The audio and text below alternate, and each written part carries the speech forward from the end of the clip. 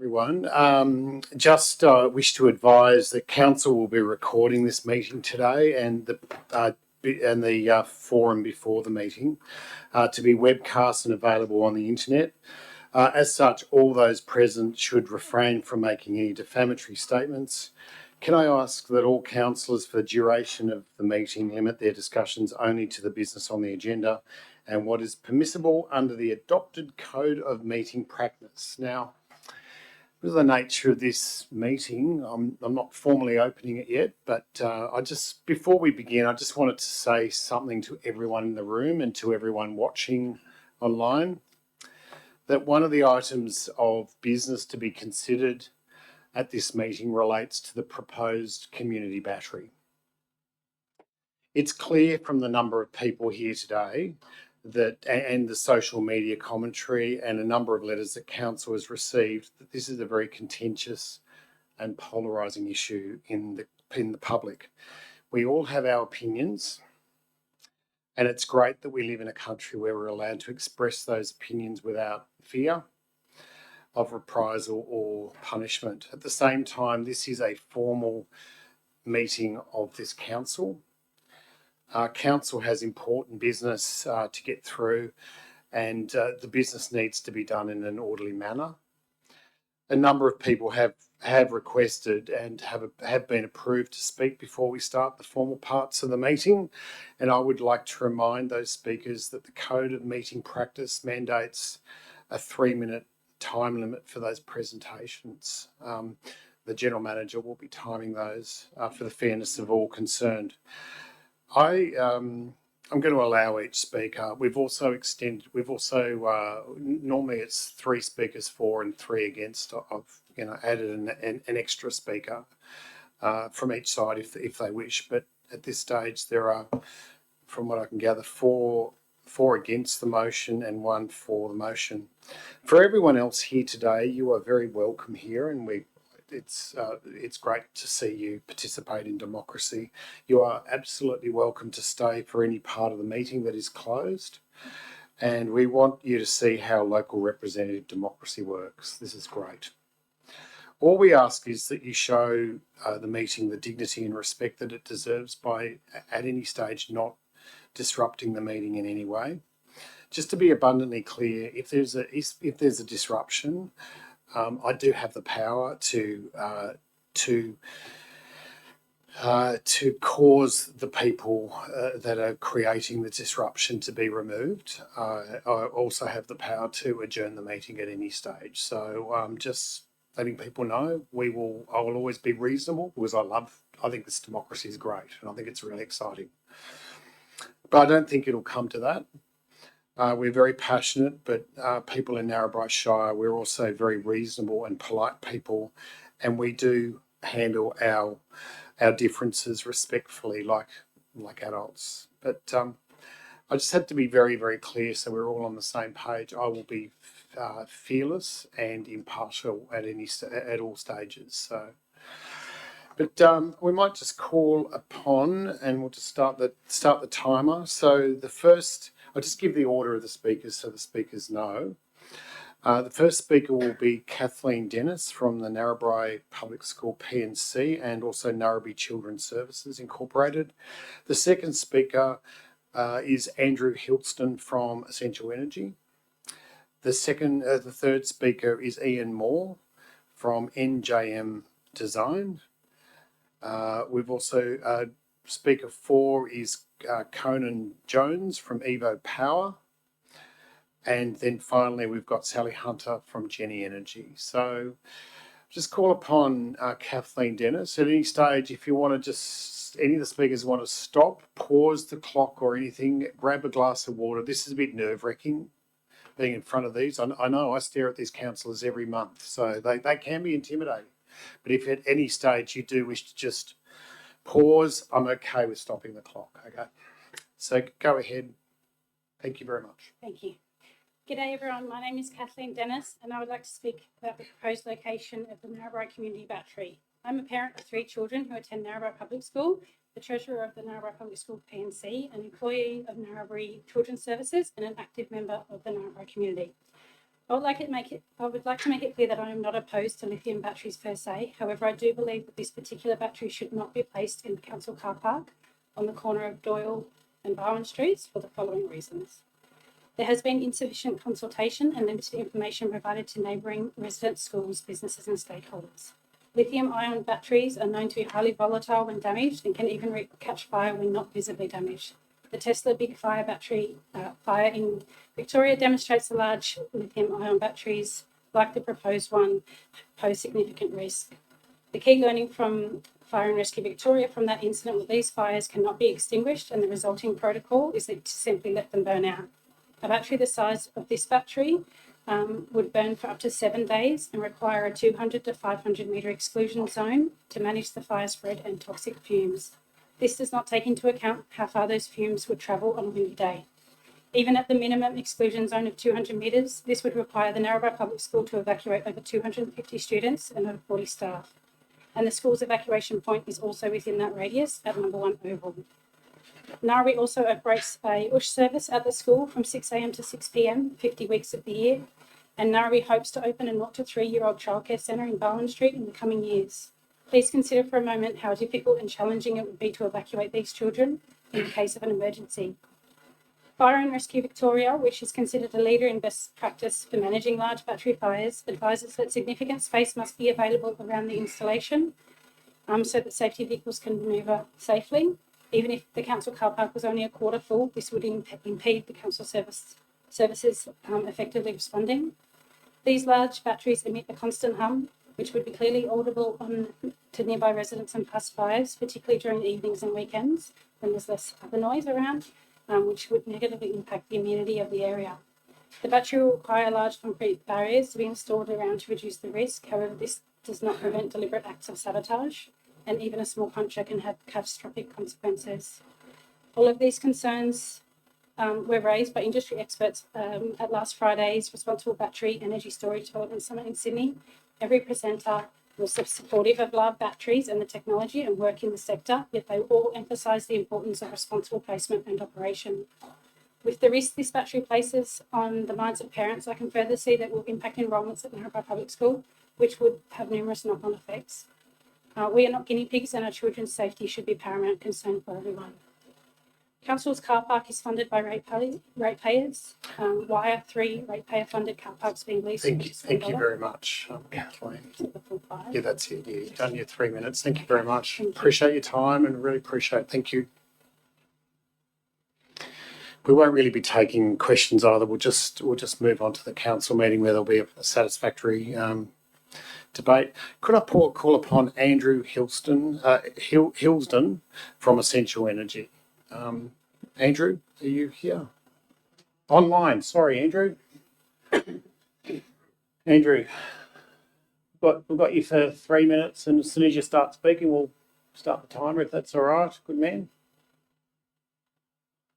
I can't hear you yet. We'll wait till we can hear you.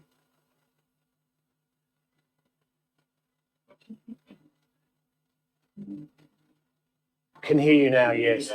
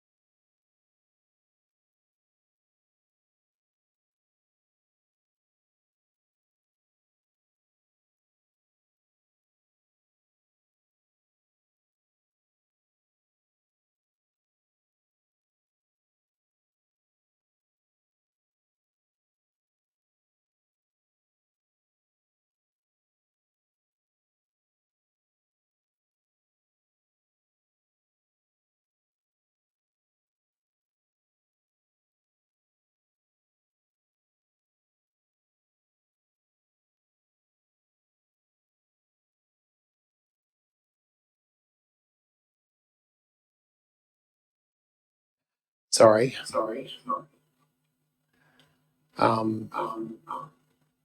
This is fun.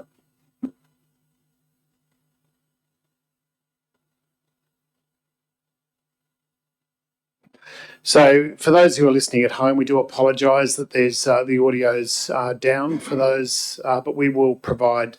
There will be full video and audio footage after this meeting. It'll be uploaded to the council site. So, Andrew, I just invite you to spend maybe another minute and a half just to give us a little bit, just give us a summary of that presentation, please. Thank you.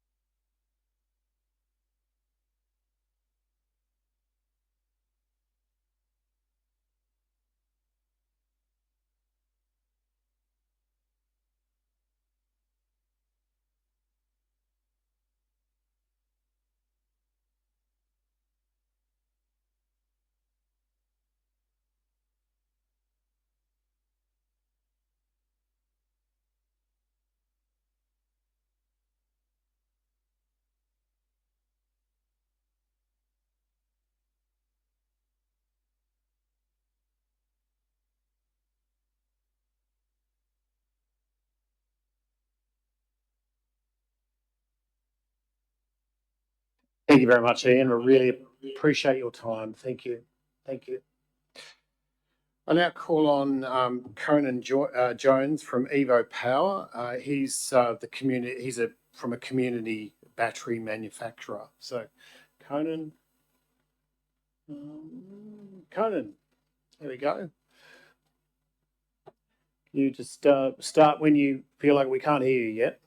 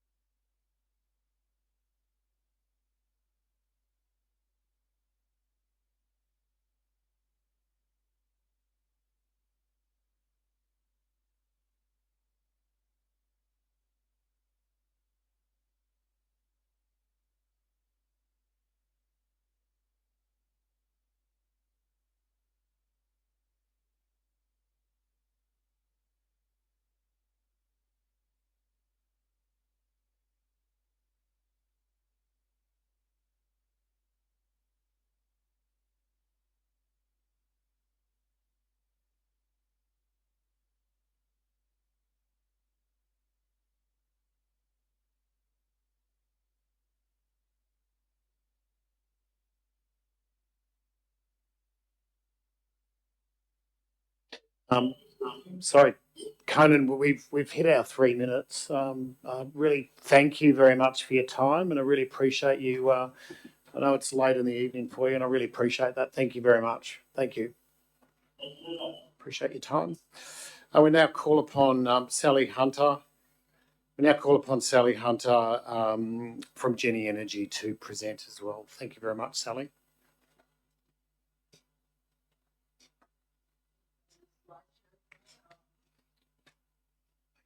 You've got a slideshow, have you? Yep. Yeah. Okay. Once it's up, we'll start the timer. It's fine. Do I have to indicate when I need to move forward? No. It's just pretty relaxed. You can use the remote if you want or something. Does it work? It's all right. Seems like a waste of time. You can always just maybe flick your hand and we'll move to the next one. Next slide. How's that?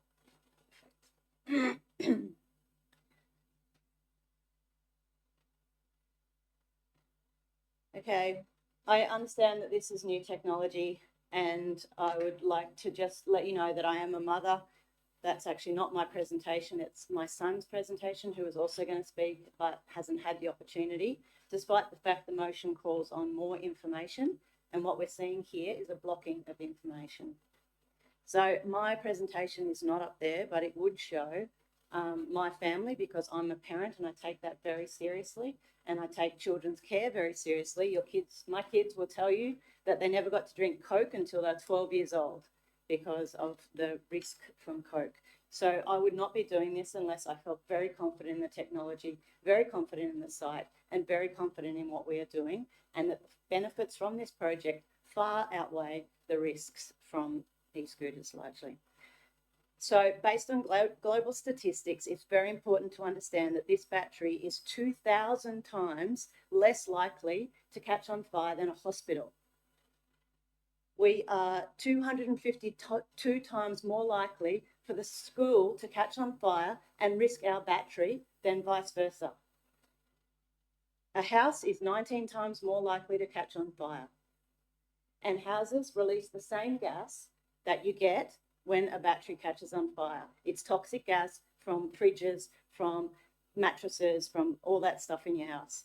And the heat is about 10 times worse from a house, and the heat is not directed up like the specialists told us. The heat goes out. So this is a very good site for this project. It's in a car park. It's not near residential buildings. It's next to the fire station. It's got access to water, and there's no bush and there's no trees around it, which is the biggest risk. I want to make two quick clarifications from the last meeting. One, the Local Emergency Management Committee did not reject this project. They never objected to it. One member took it upon himself to put in an objection, and it was not supported by the committee. It's important to understand that it's been misrepresented on social media. This is a lithium iron phosphate battery. That's with an R in it. It's not an e-scooter. It's not a drill. It's not a phone. I've got the New South Wales Fire and Rescue Policy here, which you might like to peruse, because it clearly says lithium ion batteries should be located at least 3 metres away from other buildings. If you've got some other concrete and stuff, you can put it 0.9 of a metre away from other buildings. That's the New South Wales guidance that we have to work with. That's from the New South Wales Fire and Rescue, 3 metres. I'd just like to point out that, this idea just to shift the battery, it's not a couch. There's been connection processes, there's been DA processes, we have actually all of our approvals that we need, except the license agreement, to build it tomorrow. And that process has taken us 2 years. It might have felt quick for other people, but for me, it did not feel quick. And it didn't for Anne, who's been working on it for 2 years as well. There's a lot of work that goes into this, and you can't just pick it up and shift it. And this costs us money all the time. We've already experienced a month of delay since the last meeting. You can't say another 3 months of delay. It's an arbitrary number that makes no sense. We've already burnt a month of it, and every week costs us money and time. And we have all of our approvals, and you give us no security of how to do business in this town. And at the same time, you're paying people to video to say that we're open for business. Are we really open for business? Thank you very much, Sally. You've well and truly had more than 3 minutes. So thank you for your time. No worries. Thank you very much. Thanks. Okay, thank you, everyone. We might formally open the Narrabri Shire Council meeting. I'd just like to welcome everyone. It's great to see so many people here. We're just going to, for those who wish to stand, we're going to have the one of the ministers lead us in an opening prayer. So thank you very much. Might just stand. That's right.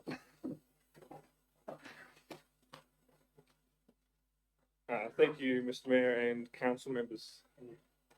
Let me pray. Heavenly Father, thank you for your daily and eternal provision as creator, for the rains, for the crops, the soil, and for the land. As Saviour, for sending your Son into this broken world to live and die and rise for our sins, as we will celebrate this weekend, and to establish your kingdom of peace. Thank you for providing us with community, for individuals and organisations that live together under your gracious provision. Thank you for this council, for the mayor, office holders and staff. Thank you for their skills, ability and willingness to work for the good of our town. Thank you that they work under the lordship of Jesus. Please give them wisdom, discernment, humility, transparency and perseverance as they make decisions that are equitable and for the good of all stakeholders with the resources and skills you have given them. In Jesus' name, amen. Thank you very much, Minister. Appreciate that. If you feel like remaining standing, council does acknowledge country. We acknowledge that we meet today on the traditional lands of the Kamilaroi, Gamilaroi, Gomeroi people, and we do recognise their continuing connection to this land, and we pay our respects to elders past and present, and I extend that respect to any Aboriginal people present here today. Finally, a recognition of servicemen and women. Council does acknowledge the sacrifices made by Australian servicemen and women, in particular those who gave their lives in the defence of the freedom we enjoy today. You may be seated, everyone. Thank you very much.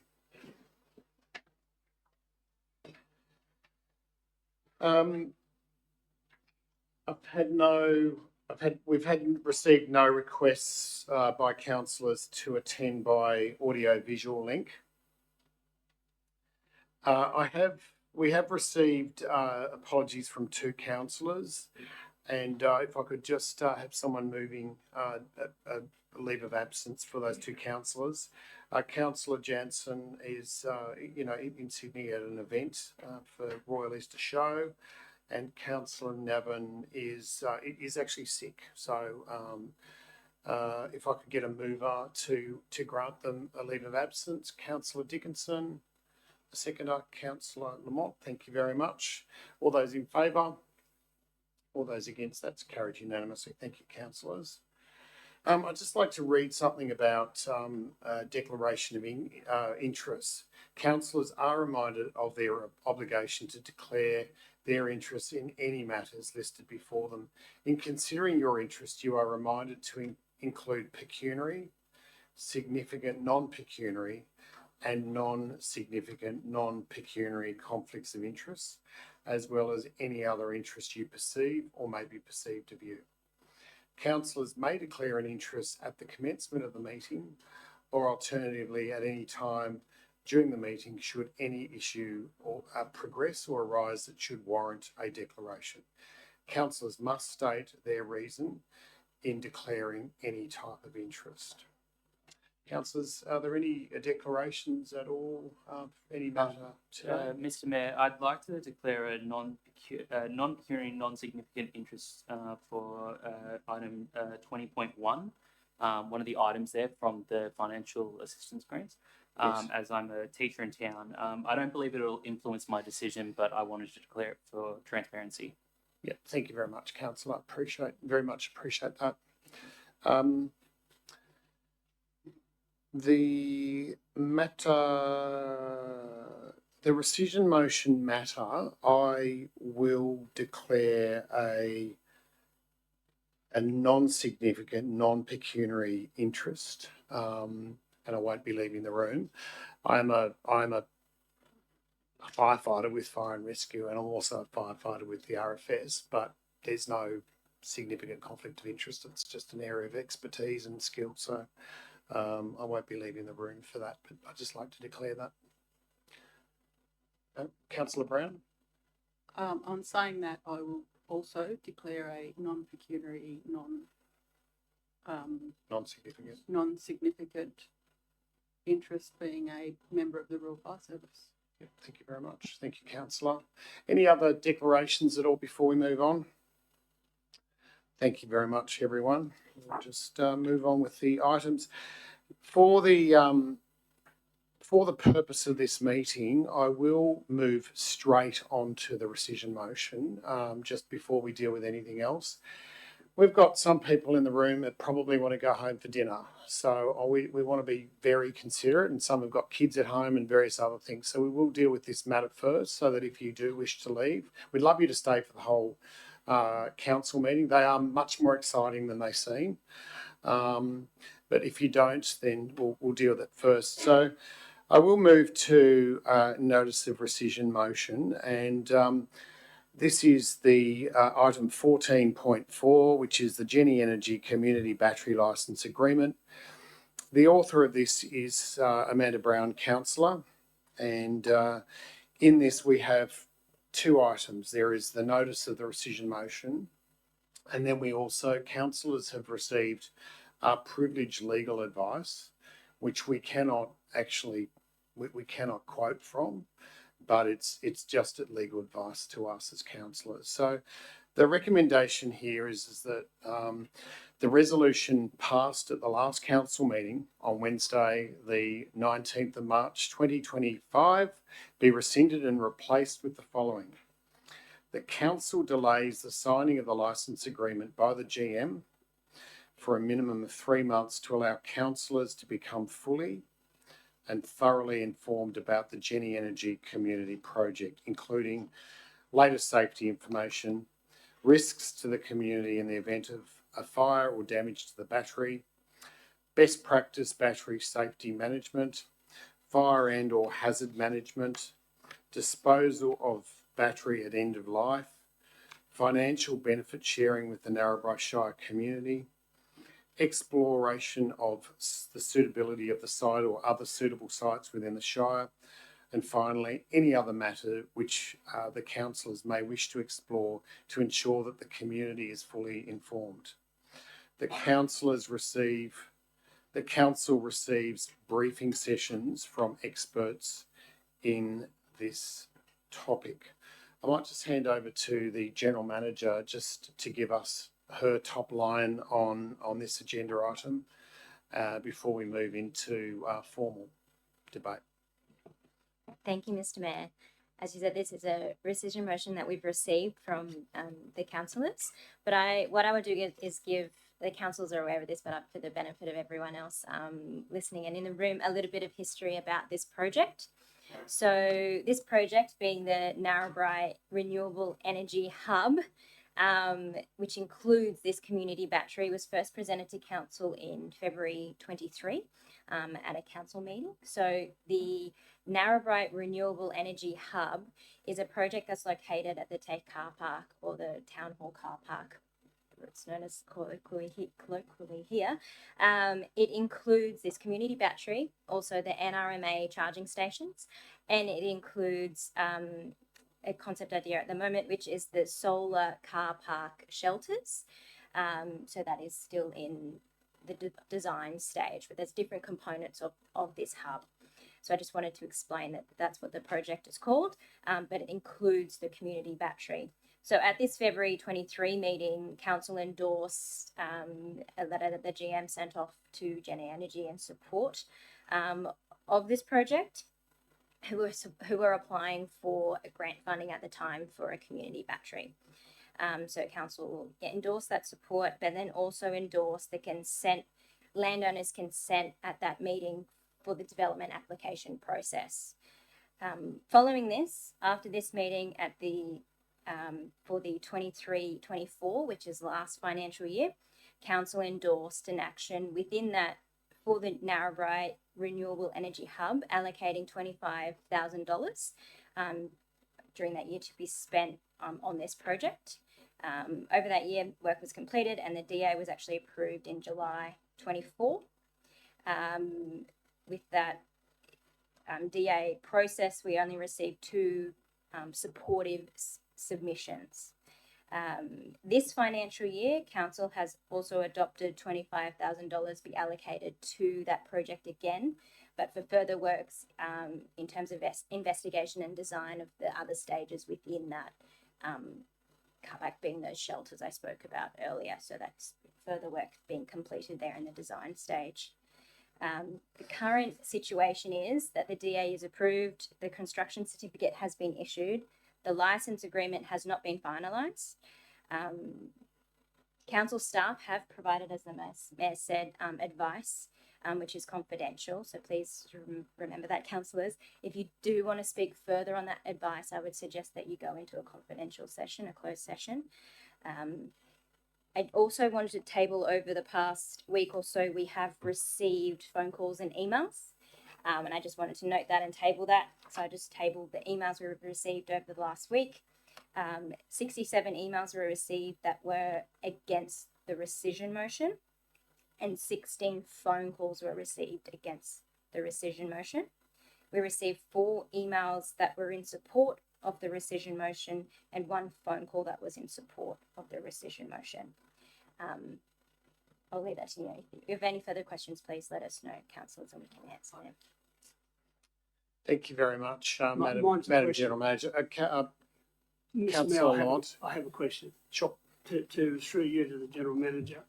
I understand it's our normal process here when we have a notice of motion or any, whether it's a rescission or otherwise, and when there's the question of costs are associated with that, there's no reference anywhere in our strategic plan or our general ledger for reference for that, because it's highly likely that down the bottom there, part 2 of the rescission motion, that council received briefing sessions from experts. Now, experts cost money. We were very fortunate here today to receive free advice from people that all said the risk is low. That's my question through you to the General Manager. Why then was this allowed, this notice of motion to rescind without any reference to costs like we always have to do when we put a notice of motion in? Thank you, Councillor Lamont. You may switch your microphone off. Thank you. One more. Thank you, Councillor Mont. In this case, similar to the presentation we've just had, Council has a really good relationship with Essential Energy and meet up with them quite regularly, and this includes fire rescue. So the thinking was, I know internally we've had this discussion about experts and who they would be, but we would be requesting that advice of those experts first, so say that in state government, being fire rescue or Essential Energy, before it went any further. So say if they weren't suitable for the council body, then we'd come back to council detailing if further experts would need further money, but we also do have that $25,000 in the current budget. I believe only about $500 has been spent of that. So there is a budget there. However, we would have to bring something back if we had to pay. We'd talk to council about that. Right. And the second question, Mr. Mayor, is that being the case, that this motion is not normal process, normal practice, as the General Manager has explained. I wonder whether or not, because there's the potential for litigation in this, if the notice of motion to rescind is passed tonight, that how does that fit in terms of council's determination of motions, whether they're going to be unlawful or otherwise cause council some grief legally? Where do we sit there? Thank you very much. It's partly directed to me and partly directed to the General Manager. It is, in my opinion, a lawful motion. It is, it's quite within council's remit to consider this and to debate it. As the General Manager has said, there is ample budget for at least some of the experts, and perhaps the proponent or the mover of the motion can perhaps make mention of that budget or additional use of that budget, so you don't have to keep delaying the process and go back to council. That's potentially a suggestion that I would suggest, but maybe the Madam General Manager would like to just make a couple of comments too. The same thinking as the Mayor. I believe this motion is lawful. It's not asking us to do something we're not in our power to do. With lots of business that council conducts, there is always a risk of litigation, be it building a bridge or doing roadworks. So I do believe that this motion is lawful how it currently stands. Thank you very much. Now, are there any other questions from of me or to the General Manager before we move into formal? We then move into formal. I assume the proponent of the motion is moving the motion. Do we have a seconder for that motion at all? Do we have a seconder for this motion at all? Councillor Dickinson, thank you very much. That being the case, I'm going to be really strict in terms of meeting procedure. We can move into meeting of the whole as we well known, and we've been trained in terms of how to do that. But I'll be pretty tight when it comes to your 5-minute allocations, and we'll just try and keep it fair and reasonable for everyone. So I might call upon Councillor Brown just to open on this particular motion, please? Actually, before you go, sorry, the comment that I made before, just about in terms of the budget, is that something that you would entertain of allowing the spending of that $25,000 or part thereof or something for, if I mean, hopefully we don't have to spend anything on experts, but if we do have to spend on experts, that we can at least touch on that, or it's up to you as the mover.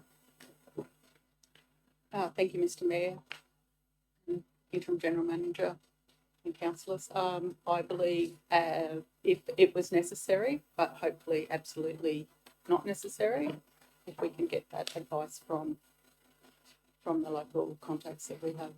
So to that effect, we might actually get the general manager's team just to build that in if you're happy with that, and we'll consider that. But that's just the general thrust of it. So we might just start your 5 minutes now as your opening comments. Thank you very much, Councillor Brown. Thank you, Mr. Mayor. Councillors, I encourage you tonight not to reject renewable energy, but to protect common sense. Let me be absolutely clear, not a single person around this table is anti-renewables, myself included. Not one. What we are is pro-safety, pro-transparency and pro-community. The proposal before us to place a large lithium battery in a council car park just metres from a public school, a TAFE campus, busy shops, homes and one of the most trafficked intersections in town defies logic. In a shire of over 13,000 square kilometres, we are being asked to place a potentially hazardous facility on a handful of car spaces in the very heart of Narrabri. No wonder the community is not impressed. The councillors were told back in February 23 that this was just a fridge-sized battery, 120 kilowatt minimal impact. Councillors were given the blurry map, vague promises and rushed timelines. They were told that if they did not approve within 10 days, the opportunity would vanish. Now we are told we must approve it again or else Genie Energy will lose its grant. Well, let me say this. Grant deadlines can be extended, and they often are. What cannot be extended is community trust, and Genie Energy appear to be rapidly running out of it. Just last Friday, 3 councillors attended an online community battery conference, an event Sally went to. It was clear from repeated presentations from industry leaders that siting these batteries away from schools, homes and built-up areas is not only best practice but essential. Country Fire Authority in Victoria is years ahead of New South Wales on this issue and is explicit about the risks and needs for clear buffer zones. Every expert at that conference emphasised the same point. Take your community with you, earn their trust and never rush. They spoke of building a social licence by listening to concerns, being cautious and treating community safety as the highest priority. Lithium battery fires happen. The idea that community batteries are somehow magically exempt is not supported by anyone with serious experience in this space. This battery has grown in both size and complexity since it was first proposed to council back in 2023. From a fridge size to what has more than doubled to almost 5 metres by 2.7, and that's not including the added fencing and infrastructure required to protect it. It is no longer anywhere near the EV charging base station, or as originally described. It is now adjacent to a power pole on the other side of the car park, closer to the school and beside a bulky transformer filled with flammable oils. And while they tell us it will store clean energy, we've been informed it also comes from coal-fired power. What has changed in that time? The facts. What has not changed? The location. Still just metres from our local school children. This battery is also still classed as a trial. While it's great to be leading the way with new technologies, I personally don't want to be the one that an anomaly that others are compared to in the future if there was an incident. We councillors and the previous councillors have not received a single formal update from Genie Energy. Nothing. Meanwhile, residents, parents and small business owners continue to voice their concern. Anyone with questions of the placement of the battery is immediately dismissed as anti-renewables. That's manipulative and deeply unfair. The people of Narrabri are not stupid. They know the difference between a good idea and a poorly thought one. Let me ask you this. If this site is so ideal, why did Fire and Rescue New South Wales caution us about it at the last meeting? Why did the chair of our local emergency management committee raise the alarm? Why are we even considering putting this next to our fire station? This is not a debate about whether we want the battery. It's a debate about where it belongs. And that debate cannot take place under pressure, under manipulation, or under threat of funding loss. This battery could be built in dozens of other locations across the Shire. Let us work with Jenny Energy to find one, and let us give our town a renewable future that is smart, safe and supported. I implore my fellow councillors to support the rescission motion tonight. Give us the time to properly consider the full details of this project and prioritise the welfare of our entire community. Thank you. Thank you, Councillor Brown. Appreciate that. Do I have any other speakers for or against this motion? I might have a speaker. Are you speaking for or against this I'm motion? definitely not speaking for. Councillor Amott? And I noticed the councillor stood up. Yes, you can speak. You can If stand I up. wish. It is your choice in this Okay, council okay. to stand up or not. Thank you. It is your choice. Thank you, Mr Mayor and councillors and the members of the gallery and staff. This rescission motion really concerns me as a councillor and as a ratepayer and a business person in the Shire. And the reason being is democracy has died here. The staff and all the experts have been through a process for 2 years. 2 years, and the inference all the way through, and I'll be careful what I say, Mr Mayor, bearing in mind the legal opinion that we have. The inference always was from the council that that location was okay for that development to occur on. That's the first issue, and that concerns me legally. The second one is that democracy is a numbers game. And when I look around the room and I hear the statistics from the General Manager about the amount of complaints, and I'm hearing, not complaints, but arguments against or for, there's been a fair bit of interest in the situation. I see this as three elements: the planning element, and the planning element was the inference was that the locality was married to the DA approval, and that's the way the developer progressed, as I understand in the reading of the documentation. The land is the issue. It's a council land, and it's got, as the general manager, interim general manager pointed out, it complements, the development complements the renewable energy activity that's going there now with charging and other solar power features. The final issue, which is the most important, and several of the speakers spoke about, is risk management. The staff had conducted a risk assessment of this whole process. It's mentioned in the report and said the risk was low. The two experts up there, the fire safety engineer and Ian Moore and Conan, they all said that the risk was low. Now, they're experts, I'm not expert of that. I can only support the staff by saying when they're looking at the DA conditions, the heads of consideration, and talking to the regulators, which they must talk to the regulators, that every one of those bodies have supported this project, and if they didn't, there were certain conditions had to be met. And I understand they've been met by the developer and being met under the supervision of council staff and even modified. So I can't see why the DA is going to be brought into this argument, because it's a deal done there. The land was married to the DA.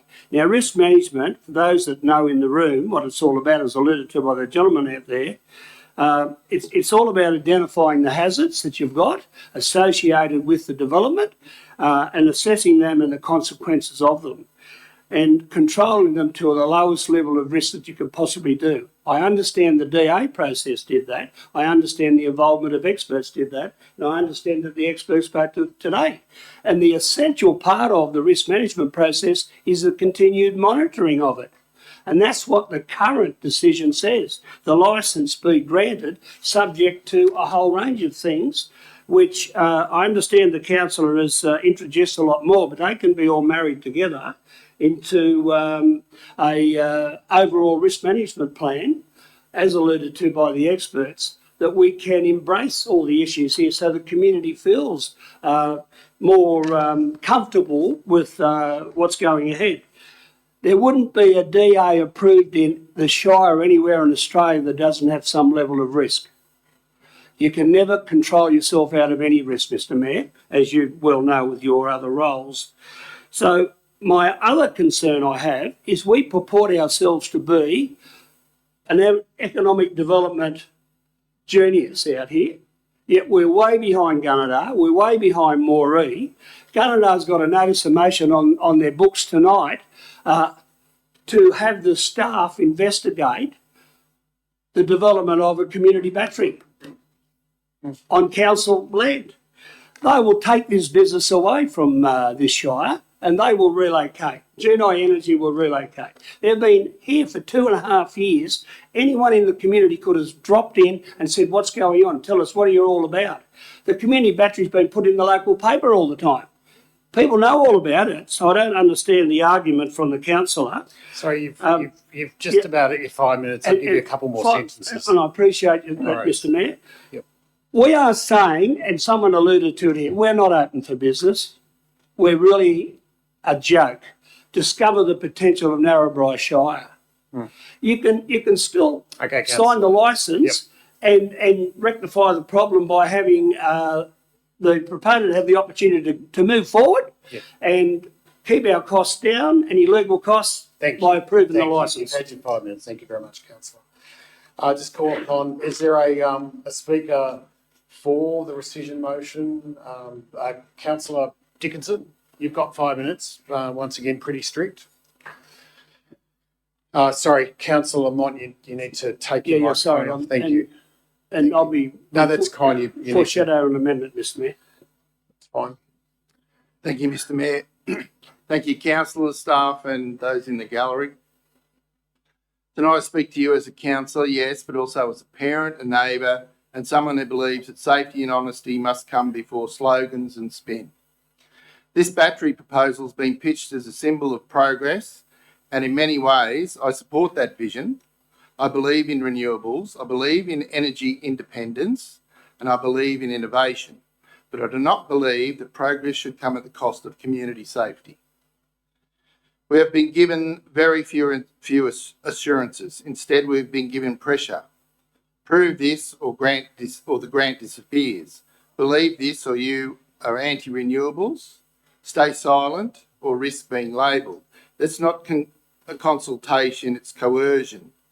On the 11th of March, the LEMC, Local Emergency Management Committee, held an extraordinary meeting to discuss the community battery project.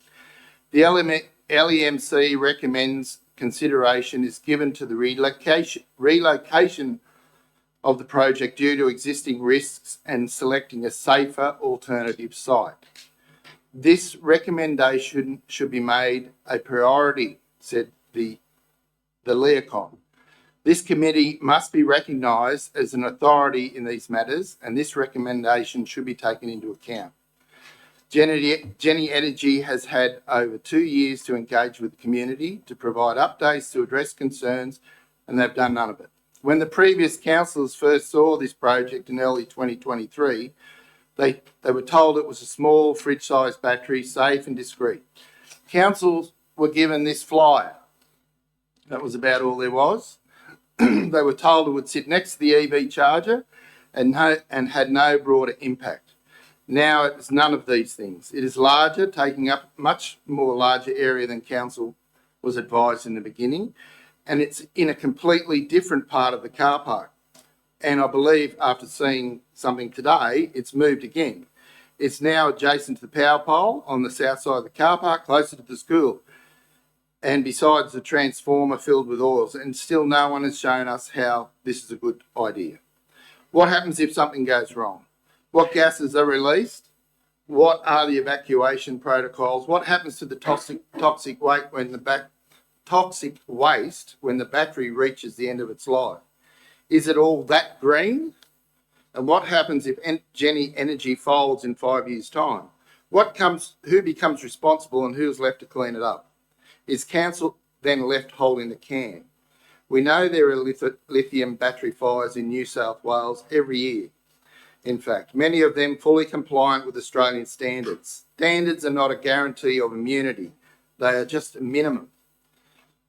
The Fire Brigade has warned us about this. The local emergency management committee has warned us too. They're still being told, trust us. Well, trust needs to be earned, and right now it's in short supply. If by chance the safety system that controls the battery malfunctions and the bells and the whistles go off without justification, what is the protocol? Who should be removed from the surrounding area and by how far and how long? Is this project as safe as they say? Commission an independent safety assessment, model an incident scenario, show us the evacuation maps, be honest about the risks, not dismissive. Invite the school community, the fire brigade, the nearby residents and talk to them. Stop bombarding us with bulk emails from people who don't even live here, who do not send their kids to Narrabri Public School and who have never agreed to a battery like this to be built in their own homes. I want a better energy future for our Shire, but not like this. The battery has been built, no doubt, and is waiting to be delivered. It just needs to be put in a less conspicuous place, somewhere else, somewhere safe, somewhere away from children, homes and local businesses. Ginny Energy needs to come back with better answers, a better site and a better approach to community consultation. I encourage councillors to support the rescission motion so that we can reset the conversation, ask the right questions and get the right answers and move forward with confidence, not confusion. Thank you. Thank you very much. You were just on 5 minutes, so very congratulations, councillor. Do I have another speaker against the motion? So you need to switch. Yep, thank you. Speaker against the motion, Councillor Roberts Garnsey. Once again, you got 5 minutes. Thank you. Thank you, Mr. Mayor. Look, I rise tonight to oppose this rescission motion because we have an opportunity here in Narrabri that we should be proud of. We shouldn't be walking away from it. Your child's more likely to swallow a lithium battery than any sort of explosion or anything like that to happen. I teach in this community and I understand the concerns, but as a science background, I also understand that a lot of these concerns have been mitigated. The battery project is fully funded, it's designed and ready to go. It's been through a comprehensive DA process, including all necessary planning approvals and safety assessments. Council voted last month to support it, and rightly so. The battery will keep excess power local, support our grid, and create a renewable community fund that could deliver $10,000 to $20,000 a year for future projects. It opens the door to innovation, local energy resilience, and community education. I love that word. Since our last meeting, we've received dozens of emails and letters from residents overwhelmingly in favour of getting behind this. And it's because the community is showing up and seeing the value and the potential of this opportunity. It's a grassroots project. It's been years in the making, and we owe it to the people of Narrabri Shire to make it happen. And just tonight, Gunnedah Council, as my fellow councillor mentioned, they're debating a motion in Gunnedah Council to investigate their own community battery because they can see the potential. And if we back away now, there's every chance Gunnedah steps in and takes this opportunity, along with the federal funding and future benefits that come from it. And while that's happening, we're still up against outdated perception of the Shire. Just recently, a Whitehaven coal barrister was quoted saying, as Narrabri isn't a very nice place to live. I completely reject it. And I think we all should. If we want to change that narrative, though, we have to start with these projects, leading projects like this one that show Narrabri is a forward-thinking, sustainable, and is confident in its future. Our council motto is discover your potential. Well, what message are we sending if we walk away from a project like this one? One where the work's already been done, already passed all the tests, and has the community's backing. Let's be consistent. Let's be bold. Let's discover our potential and vote this rescission motion down. Thank you. Thank you, Councillor Roberts Garnsey. Do I have any other speakers for or against this motion at all? From any other councillors? No. Councillor Towns. Thank you, Mr. Mayor. As someone who is more in the middle at the moment, Sorry, you've got 5 minutes. I forgot to Yeah. warn you. Sorry. it's one of those things where I think it's a really good idea and I like that you can go out and see it, but it also comes with a lot of risk. And the people that are around the battery currently are the ones saying that they're scared of that. It's, you know, a lot of the people in that area aren't the ones actually supporting it because it's going to affect them directly. And I know firsthand that I don't think it's just going to randomly explode. But I also know that sometimes in the Shire, bad things happen. I mean, at IGA, somebody put a front end loader through the side of the wall to get it safe. So there really is no limit to what some people will do. And given the fact that it is in quite a vulnerable spot within a car park, and that sort of stuff does unfortunately happen within our Shire, I do seem to think that it would be better somewhere else. But I also worry also about the project in itself because I really don't want to go away because I want the battery. But at the end of the day, the principal has contacted me from the school and said, you know, they don't want it. People are afraid. The business owners are afraid. And I just think it's probably not the best spot for the Shire. Thank you very much, Councillor Towns. Did you have you don't have another speech, but did you have No, something to? that's fine. I Sorry. just wanted to make a comment Yeah, on no, I'm regarding sorry. It's councillors. Sorry, Councillor Lamont. Do you I have? foreshadowed an amendment, but I didn't tell you what it was, Mr. Mayor. Okay, no worries. May Tell me I? what it was. Yep, sure. Currently, as we sit here now, the decision is that council grants a licence. Is that correct? As we sit here now, the notice of motion to rescind It's has to not gone anywhere. We're just That's debating right. it, correct? Yes.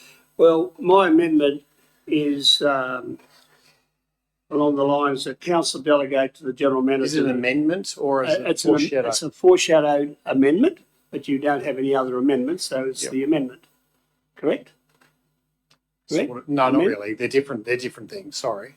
What would you like me to say? Well, you've got it's you've either got an amendment or I've you're got an amendment. foreshadowing yeah, another I've got an emotion. amendment. Okay, Yeah, so I'm suggesting amendment for it to be heard and Yep. and put. What's your amendment, and do I have a seconder for the amendment? Yeah, and it's wordy. That the council delegate the general manager the determination of the licence agreement and the signing of the licence agreement with Jernai Energy, subject to the following conditions being added to the modification. Now, Sorry, could you email that? I could you email that I to? could, if you want to take a copy of it, I need to read and debate it. Okay. That's the only copy I've got, right? In my haste to get here, Mr. Mayor. And that means prior to the issue of any occupancy certificate, after it been signed, the licence being signed by the general manager and given delegated authority from council if that's possible. A, the latest safety information regarding the battery selected is to be reviewed. B, based on that information, a full risk assessment of the site to be undertaken relating to potential impacts of a fire, including to assets and to the community. And C, a risk management plan and emergency management plan are to be prepared based on mitigating the identified risks. And D, a community and stakeholder education plan be developed and implemented. And E, an end-of-life management plan for the battery is to be developed. And during the development at all times, New South Wales Fire and Rescue and Narrabri Shire Council are to be provided with an up-to-date copy of the emergency management plan, a copy of which is also to be available on site. And I don't have a problem with the other issues or concerns that were raised in the notice of motion to rescind in order to satisfy the community's concerns about these issues. But I do believe we can't have you speaking if you want to use up your 5 minutes by speaking up. I mean, the clock is ticking, so yeah. So you want to know what as soon as you start, you want to know what the amendment was? yeah, I know, but that doesn't require you to give opinion. So just be really straight. We need to get that amendment so we can consider the amendment. Yeah. And that's the substantive, and then we consider that, vote on it, and then Can you do that? It's here. It's right here. I do have a similar. All the way down there. Thank you. Yeah.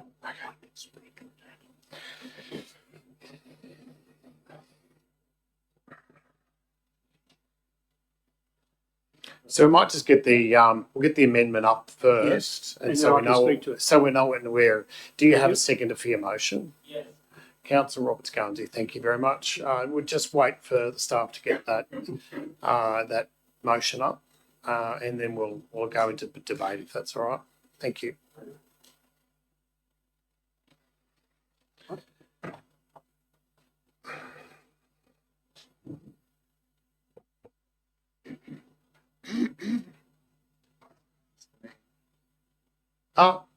Councillor Brown. May I move a motion that we go into committee of the whole to discuss? You can move it. Do you have a seconder? Councillor Dickinson. Well, they can move it if they want. It's up to them. It's all those in favour of moving into committee of the whole. All those in favour. All those against. Everyone, we're in committee of the whole. Let me just caution everyone.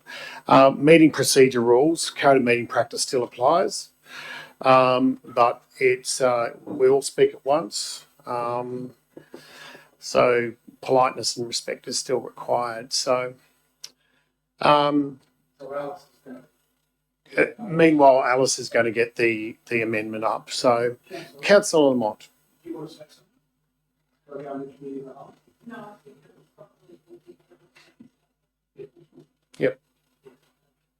So just to explain to everyone, we've stepped out of very formal meeting procedure. It's almost parliamentary, and we've moved into sort of more of a loose situation where councillors can politely discuss backwards and forwards what we're seeing today. And as soon as it gets a bit tedious, we'll get out of that and move back into formal meeting procedure. But it's a little bit more loose, if that makes any sense. But we still So need to do I have a speaker? We Councillor still need to do that. What I'm trying to achieve here, Mr Mayor, to embrace all the safety concerns in the best way we can and not interfere with the progress of a local business staying here in Narrabri Shire. So by me putting that amendment up when you see the words there, and I'll debate that when the time comes, I'm just merely explaining so the community understand, is that the hold up with the development is the signing of the licence. That's the problem. And economically, that could be a problem to the developer, which might be a problem for us if they take us for damages. Secondly, the supplier of the goods is charging the developer money as we delay further. There's already been 1 month's delay, now it's going to be another 3 months, and I'm trying to bring it together to satisfy all parties. Mr Mayor. Thank you very much, Councillor. Appreciate that. Thank you. The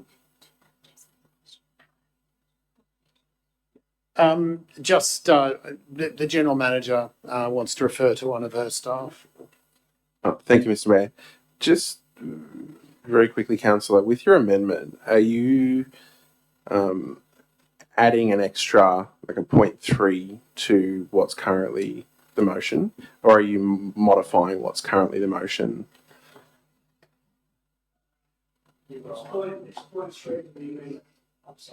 Thanks, Brett. It's point through to the it's sorry, I'll start again. It's points through to the original motion. Okay, so the 0.1 and 2 of the original motion stay. You're just adding 0.3. Yeah. Okay, perfect. Thank you. Sorry about that. It's confusing. And Mr. Mayor, just a little point on that. It would have been helpful to the public and us if all the documents that we've received were attached to that notice of motion. It was on the public record. Thank you very much. I'm obviously I'm chairing this meeting, so I don't express opinions one way or the other. That's just what the Mayor doesn't do generally. But I do want to ask a question of the General Manager, and perhaps she can she can clarify. The LEMC, are you aware, and sorry, I should have given you notice, the LEMC, how many people voted on this this letter that was presented by the chair of the LEMC? Have you got any sense of that, or could you give us clarity as to what happened with that LEMC? Because I'm just not, I'm actually confused. I don't know the answer to that. Sorry to put you on the spot. Yeah, thank you, Mr. Mayor. I actually wasn't present at that LEMC meeting, so I can't speak firsthand. But generally in the LEMC meetings, we have representatives from Fire Rescue, from RFS, from New South Wales Police, education, health, a variety of different combat agencies and then supporting agencies. But we don't. So you don't know who voted, whether the whole committee voted for it. The voting members. My understanding is that they had an extraordinary LEMC meeting, and the Leacon, which is not a council to the LEMO, is generally the chair, which is a council staff member. Didn't chair it. The LEMO didn't chair it in this particular meeting. The Leacon chaired it, and they voted to write that letter. And I believe it was unanimous in the voting from the LEMC So all the members of the present on the day. Okay. I can't We don't know how many people were confirm there. exactly. I'd have to go back and check the minutes. Yeah. Okay. Thank you. Sorry, I just had to ask that clarification question. Do I have any other speakers? You are all desperate to get into committee of the whole. Have we got any?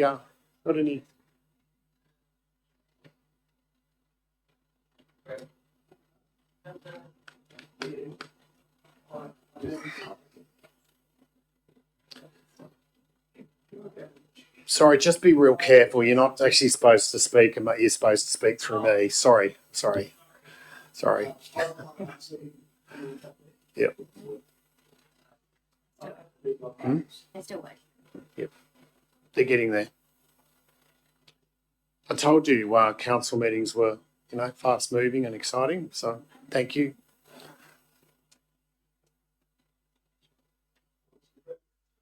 It is very important. Very important, Mr. Mayor, we get the record right in case there is litigation. 100%. Correct. Mr. Councillor Lamont.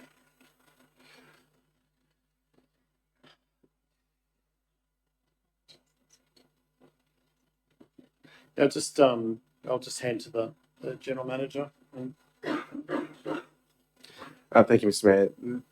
So on the screen now, if the minute taker will scroll through, items 1 and 2 are items 1 is unchanged, and then item 2 is added in the terms that you see on the screen.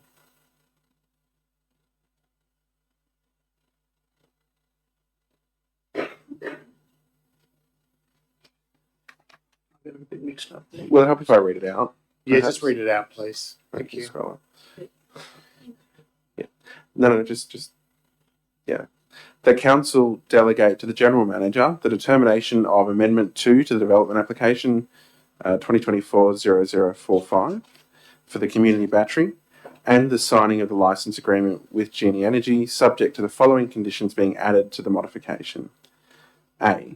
Prior to issue of an occupancy certificate for the development, 1. The latest safety information regarding the battery selected is to be reviewed, and based on that information, a full risk assessment of the site to be undertaken relating to the potential impacts of a fire, including to assets and the community, and a risk management plan and emergency management plan are to be prepared based on mitigating the identified risks, and a community and stakeholder education plan to be developed and implemented, and an end-of-life management plan for the batteries to be developed. During the development, 1. At all times, New South Wales Fire and Rescue and Narrabri Shire Council are to be provided with an up-to-date copy of the emergency management plan, a copy of which is to be also available on site. That's your amendment? Is that your That's that the your best we can- motion? Best we can do under the circumstances, Mr. Mayor. Well, we want the very best. If there's anything else you require, would you like don't know. I did mention, and it depends on what the other councillors may want to do, I did mention if there's anything else left out of their rescission motion that they might like to add. Okay, so Councillor Roberts Guernsey, we're still in committee of the whole. I've seconded this motion before I've heard the entire amendment. I believe that this needs to be amended to remove one, the delaying of the signing of the lease agreement. Quite frankly, I thought that was what were. That's what I was on about. I wanted to sign.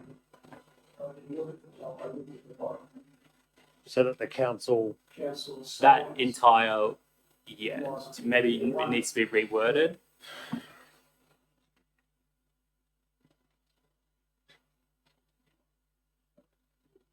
So currently on the screen is what was in the original motion, which was that the resolution passed at the ordinary council meeting on Wednesday 19th of March be rescinded and replaced with the following.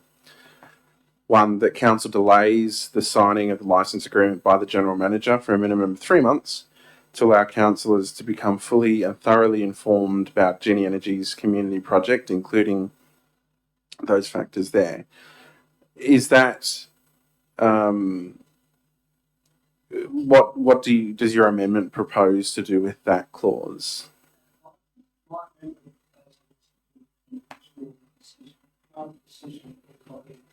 Okay. I see. So you're proposing to remove 1 and 2 from this motion? Okay, no, I'm with you.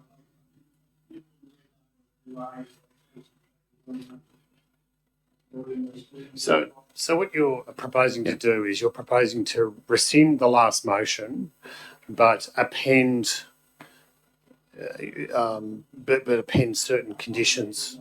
Yep. Yep. Okay. Yep. I understand.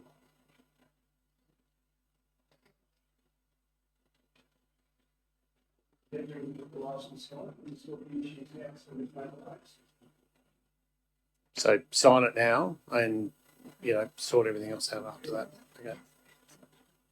Okay. Councillor Brown, you're... Mr. Mayor, just on Councillor Lamont's amendment, what happens if sorry, can we just go up a little bit so I can read the number, whatever it was?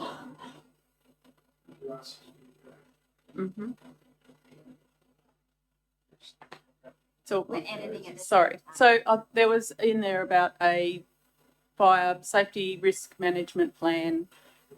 So if that came back as there is a huge risk, then what is going to happen? If we get that done, it's done by an independent consultant and it comes back that is not the place for it, then what happens?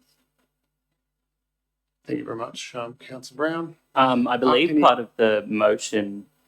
Sorry, Mr. Mayor. Yep.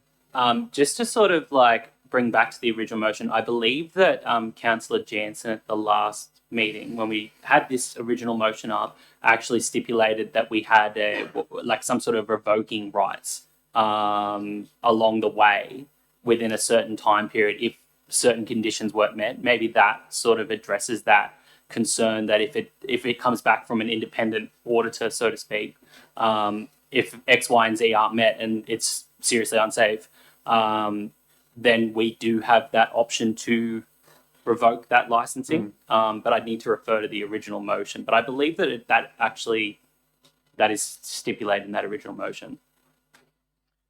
Okay. That's the minutes from the last Which is meeting. elsewhere. Yep. At the moment. Yep. And so really what we're doing is we're trying to compare through Councillor Lamont. What we're trying to do is work out the last motion that we had. There's some additional things that you're proposing to put in that, and so rescinding the whole lot of that, reintroducing it with some additional things in there. Is that a good way of explaining it? Mr. Mayor, I'm trying to take the emotion out of the debate and get down to the factual situation to protect council's interests, at the same time ensure that the business progresses and the issues that have been raised by the community and the councillors are addressed in the normal manner. Thank you very much, Councillor Lamont. Any other comments by the councillors at all? Have we got the actual motion up, which is your amendment? Because if this amendment goes through, it becomes a substantive motion. Then we've still got to we still need to debate it. If it fails, if our councillors vote against this amendment, what happens? We go back to the original substantive motion, which is the motion proposed by Councillor Brown. I think I've got that all right. Have I? Yes, I think I've got that all right.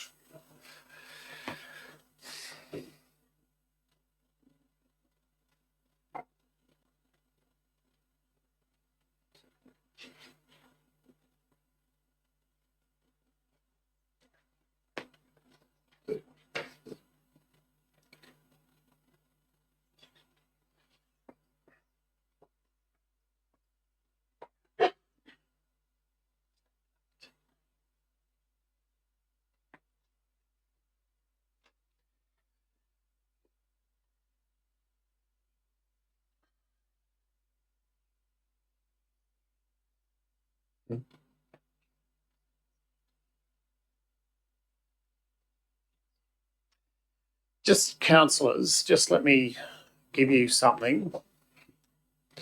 The resolve system that we've got can also be used by councillors during meetings, and so we will provide you with some additional training in resolve, one-on-one training if you'd like, because you can actually plonk this amendment straight into our resolve system. You've all got laptops there, and it's terribly modern, this council.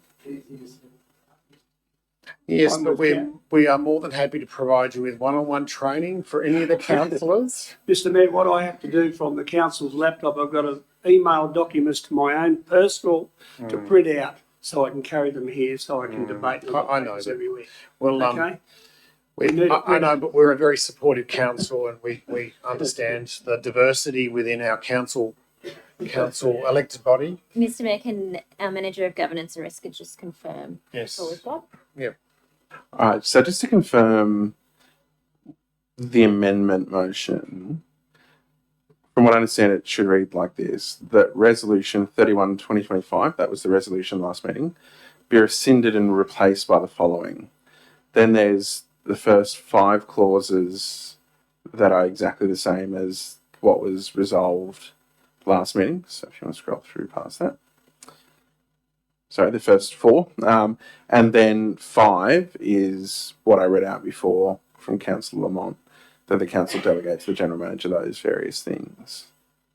So basically the effect of this is that it rescinds the resolution from the last meeting and replaces it with one that's identical and adds that extra clause. Right. So that's the amendment That's part you're putting 5. forward. Okay, perfect. That's part 5. I've now got it up on resolve. Who needs training? So we've got I'm proposing that we move out of committee of the whole. I'd like a mover on that we move out of committee of the whole, or do we still need clarification, anyone? I'd like to move that we do that. Okay, thanks, Councillor Roberts-Garnsey. Do I have a seconder for that motion? Thank you, Councillor Towns. All those in favour? All those against? We're out of committee of the whole. We're back to very formal. So, councillors, we are considering this amendment. The amendment is as read. Councillor Lamont, you have the opportunity to speak to this motion. You have 5 minutes, and you also have the opportunity to close on this motion. Councillors also have the opportunity to put a put motion at any stage if they want us to move to debate. Thank you, Mr Mayor. For a while there, I thought you were going to not let me speak when you... No. And luckily the I wouldn't. advisors helped. Mr Mayor, I just... My focus has been on economic development for the Shire and making sure the Shire has been financially able to not have rate increases and to be efficient and effective. And when we have business opportunities like this that come along, which is it's a great thing that it's been indicated to us all that there's no opposition to a renewable energy community battery storage system. My argument here is in order to ensure that the business can develop and go forward, and we don't lose that business to Gunnedah, who's looking at a community battery storage unit as we speak.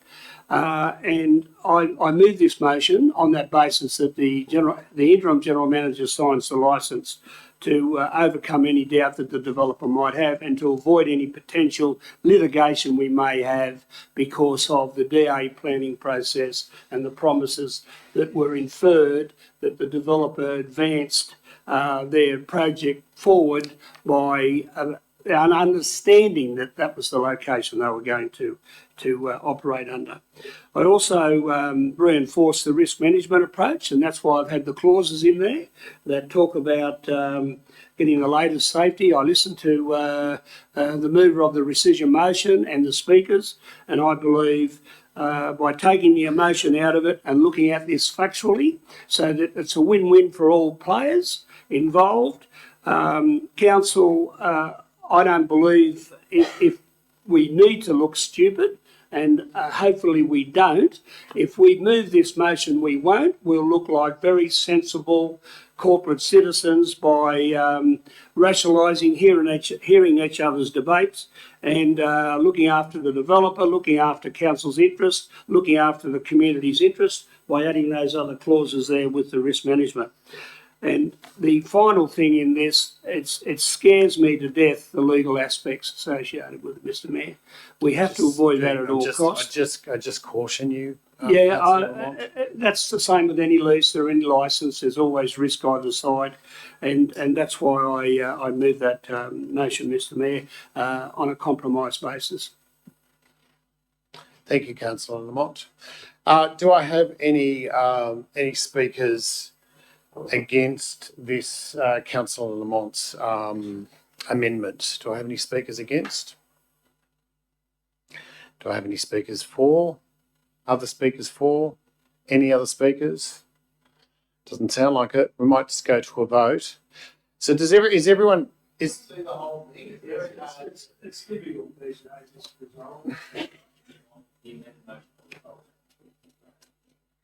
It's unresolved. So let me just explain to everyone what's going on. We had the original rescission motion moved by Councillor Brown.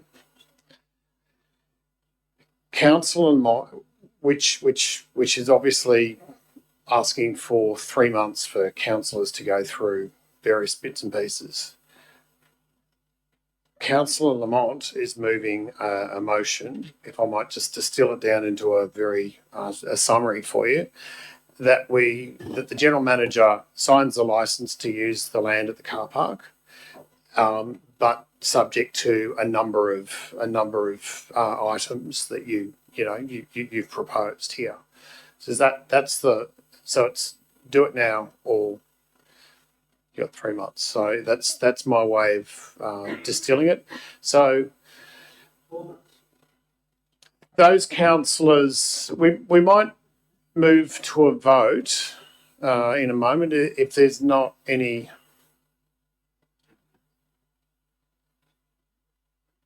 It's just you really need to start. We'll start. Yeah, let's just start.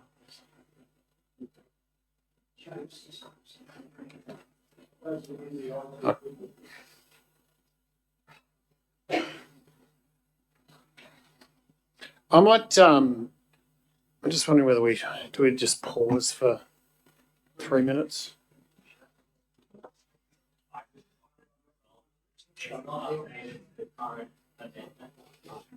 So I'm actually going to adjourn the meeting for 3 minutes. I know this is riveting viewing for everyone in the gallery, but just for 3 minutes. At 7:04, the meeting is adjourned for 3 minutes so that the councillors all know what they're voting on, one way or the other. Thank you. We just need to refresh. It's just, this is.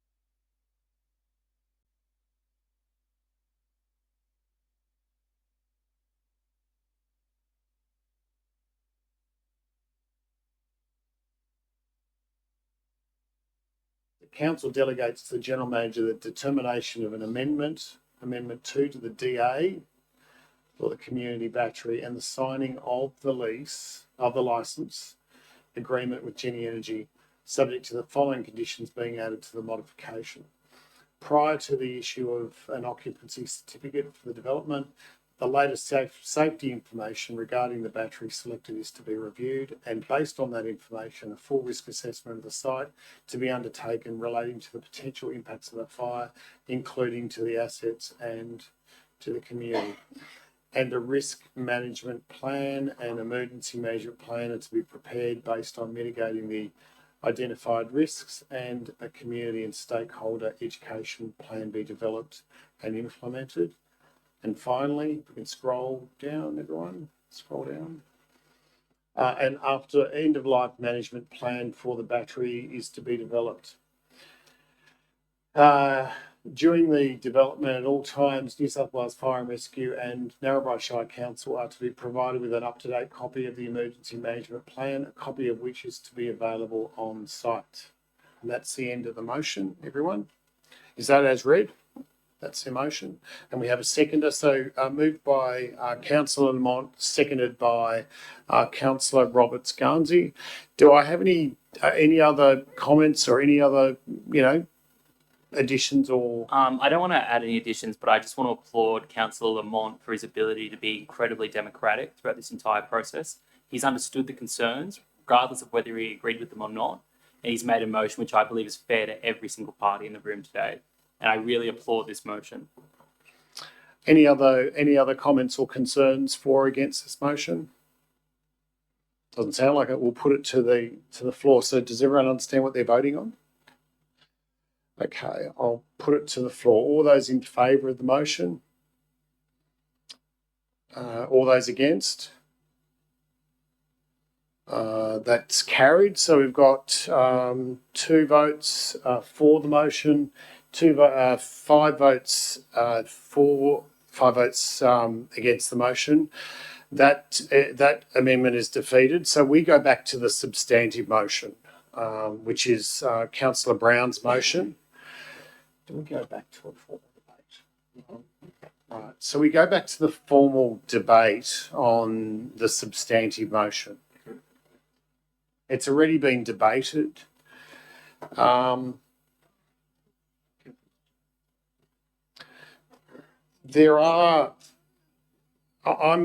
prepared to have a speaker for and against this motion if they wish to speak again, if they wish. If they don't, then that is that's okay as well. I'd like to see, some debate from both sides, if at all.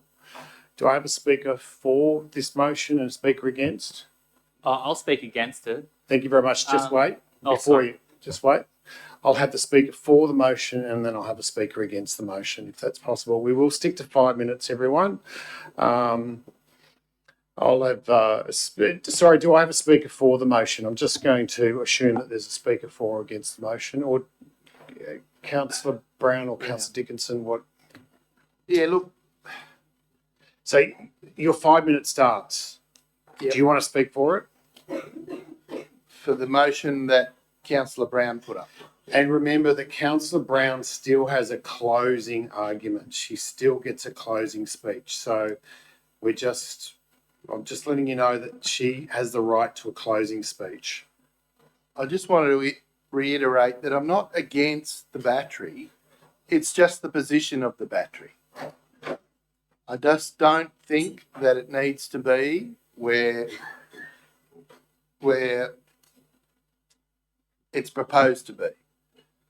Anywhere else is fine, but not in the car park near Maitland Street. Thank you, Councillor Dickinson. Against the motion, Councillor Roberts Garnsey. Yeah, look, I'm not going to use my whole 5 minutes because I think that I'm the kind of person that could talk about his frustrations with local government till the cows come home, but this is pretty much just a big slap in the face to democracy, I believe. I think this motion is absolutely deplorable. I think that this is a real backward step for Narrabri.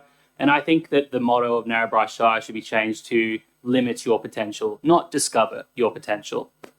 Thank you, Councillor Roberts-Garnsey. Do I, you don't actually have did you wish to You make asked for speakers against the motion, weren't you?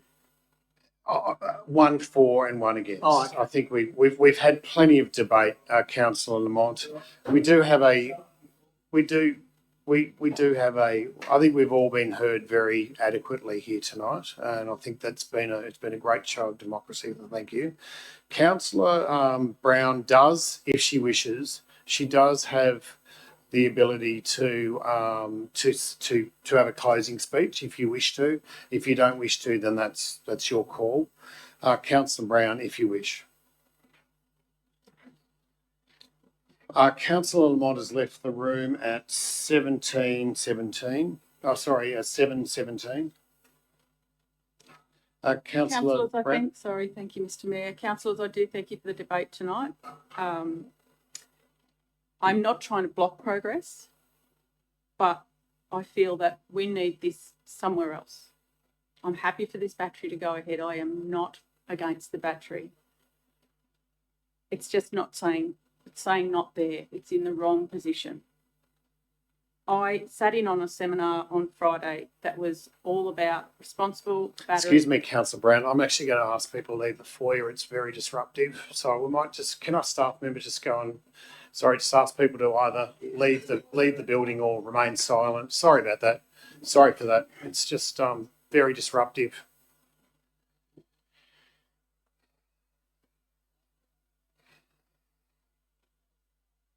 Sorry about that, Councillor Brown. Okay.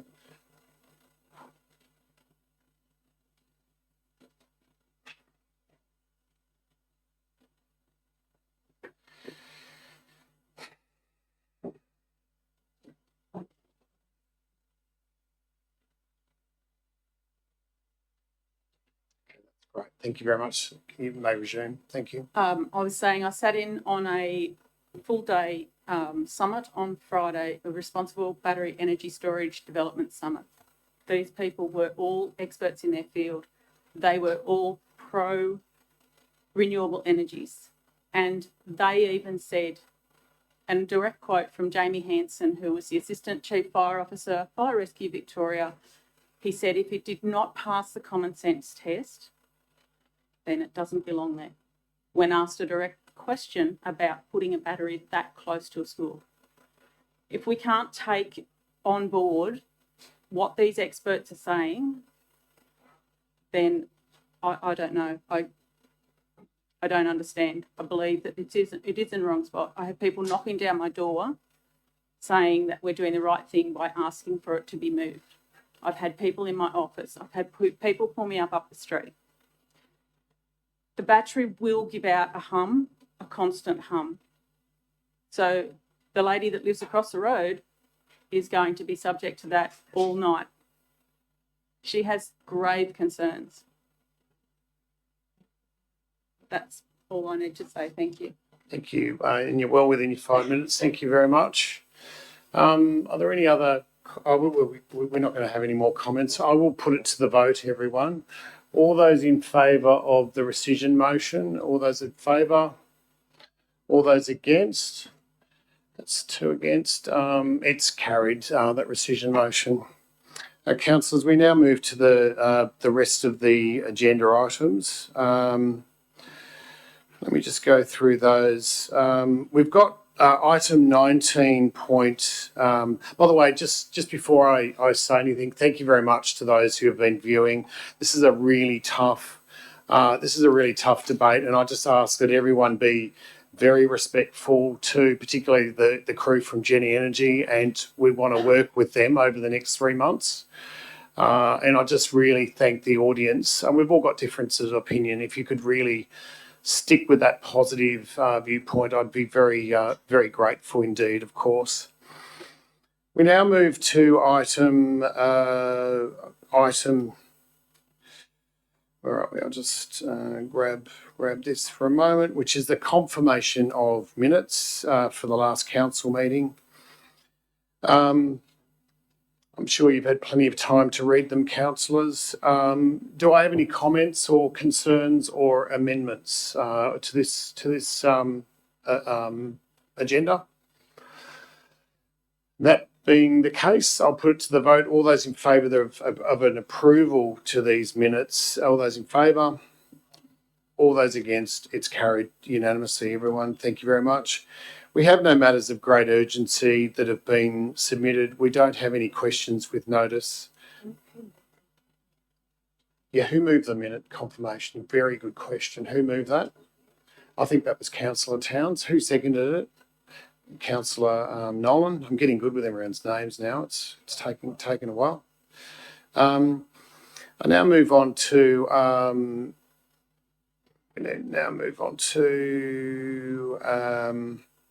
we don't have questions with notice either. Mayoral minutes, mayoral appointments. I'll quickly whiz through these. I don't think there's a lot of details.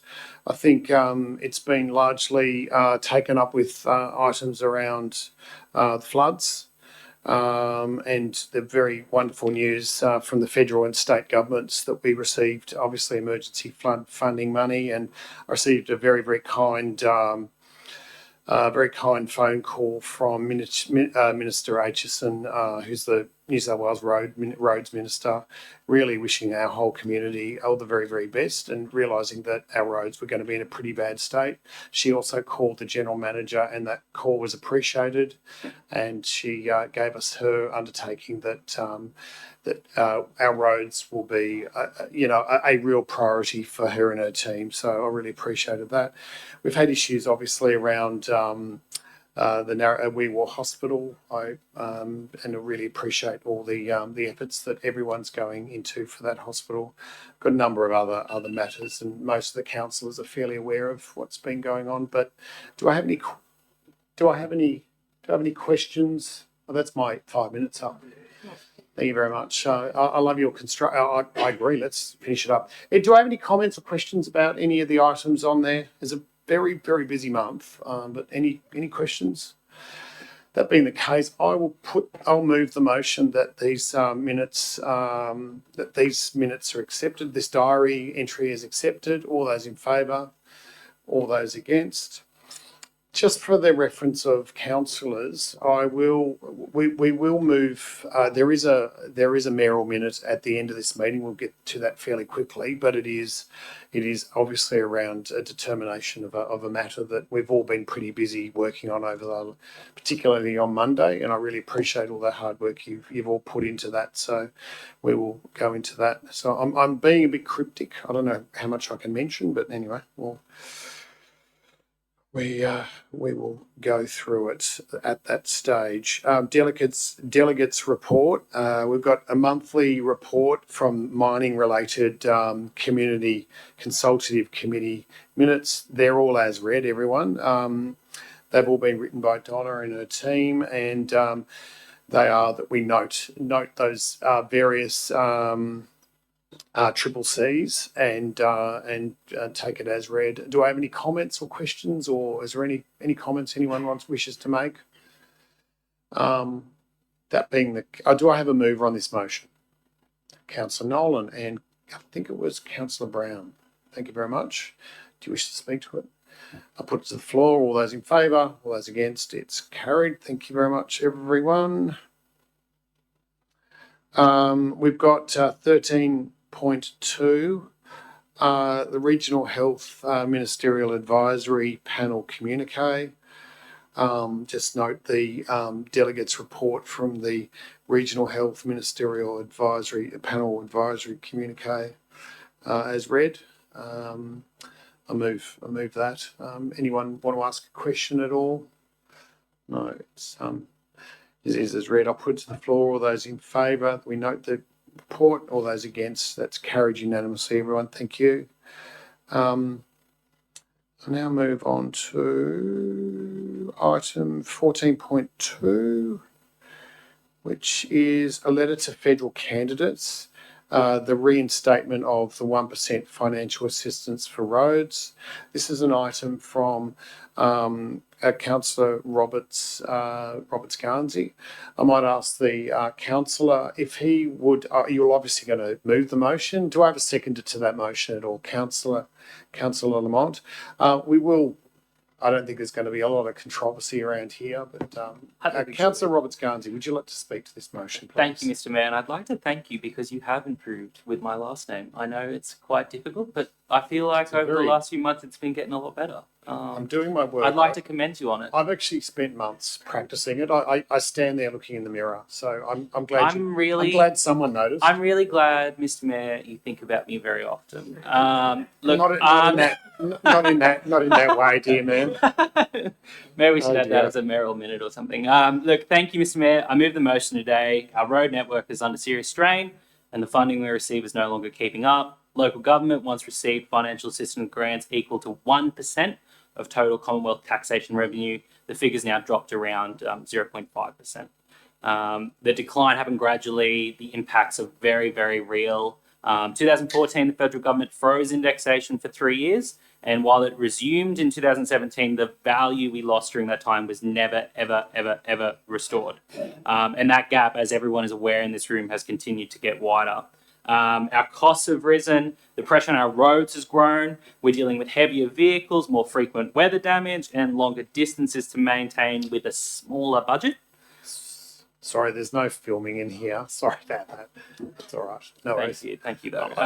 I'll move along because it's not an issue of controversy. The motion proposes we write to all candidates for the seat of Parkes in the upcoming federal election, calling for them to publicly commit to reinstating the 1% FAG levels with a clear focus on local roads as we are significantly impacted.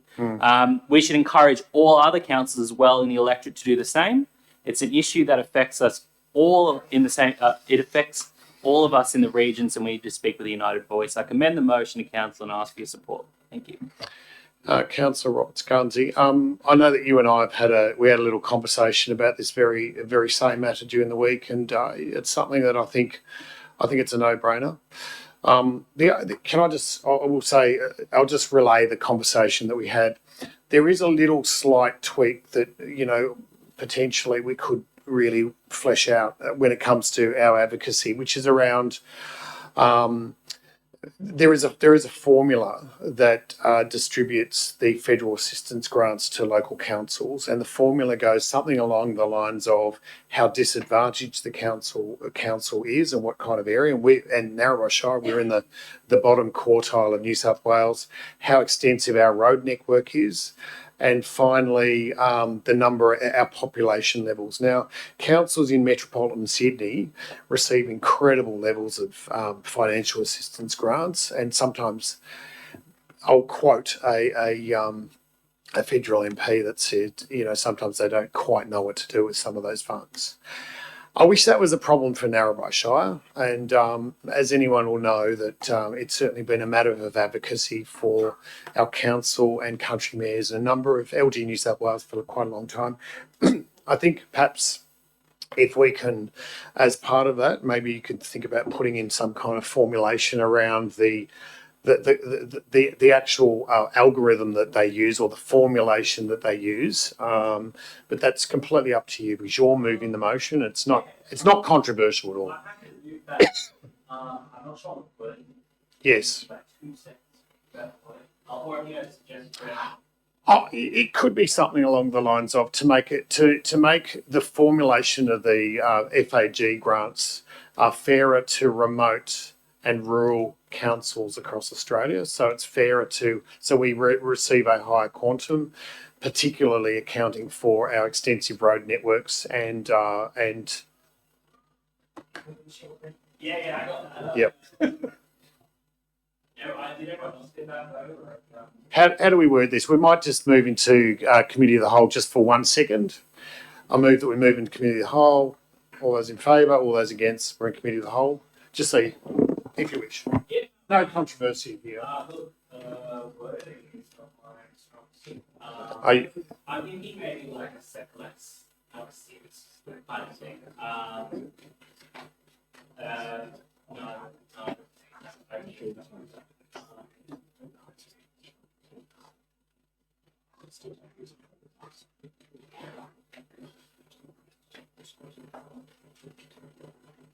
Yep. The thing is that the total size of the pool, and we've been warned off this a number of times, the total size of the pool ends up with the metro councils getting a far bigger slice of funds. So it's less about that. It's more what the remote and rural councils receive.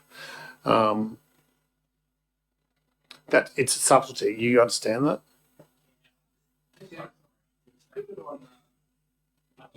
LGA size rather than It's rate base.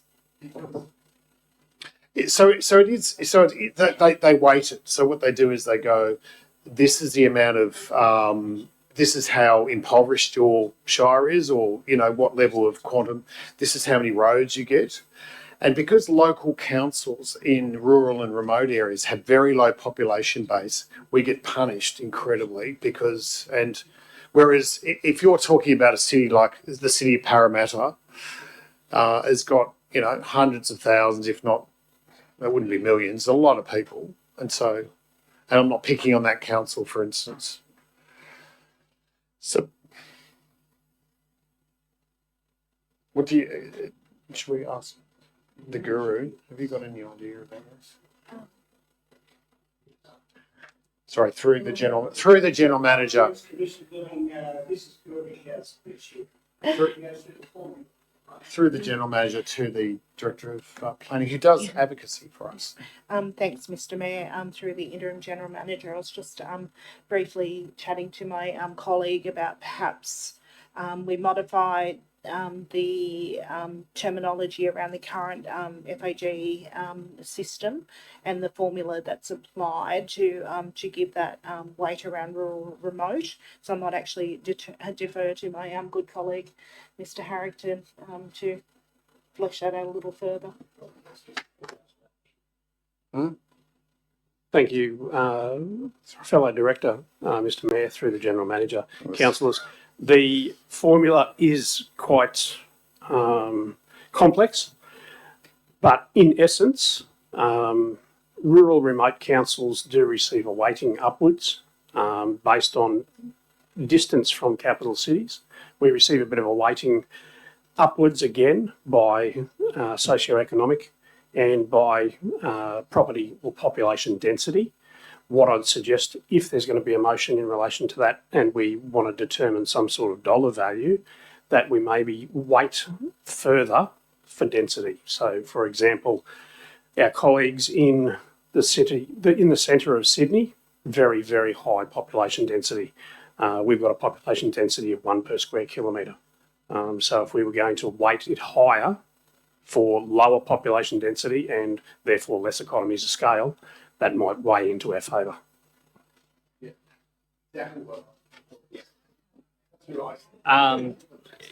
Yes, exactly what was said there. Could we potentially adjourn just for a minute or two, just so we can work out the wording? Yes, would that be okay? We're in the committee of the whole, so we can just keep talking. Oh, okay. But it's very public. I'm doing it on my laptop here, but I feel like everyone's like giving me advice, and I'm like, We can adjourn if you like. The only question I've got is I'm sorry. who applies the formula? Is it state or is it? I think it's a bit of both. I think they agree both. What's that? Sorry. No, sorry, Councillor Lamont. No, you go ahead. Bottom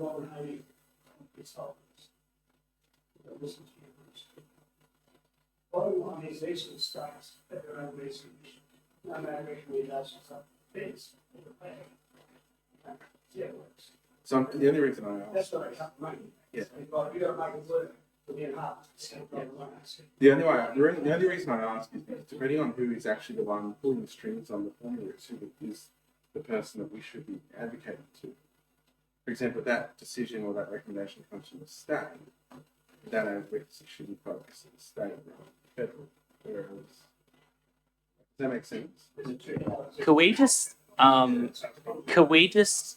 we leave this how it is and just move the motion and just keep going? I feel like sorry. No, it's right. Let's move out of committee of the whole. I move that we move out of committee of the whole. All those in favour? All those against? It's moved by me and seconded by Councillor Robert Scarnsey. Do you want to leave it the way it is? Yeah. So let's put it to the floor. Do we put I'll put this to the floor. All those in favour? All those against? It's carried. Thank you very much for that. Thanks. Yep, no worries. Okay, Councillor Roberts Guernsey's left the chamber at 7:36. Thank you, everyone. We now move on to. I'm gonna whiz through this because the air conditioning feels like it's gonna just collapse in a minute. We've got an item here which is 15.1, which is the draft 25 to 35 community strategic plan.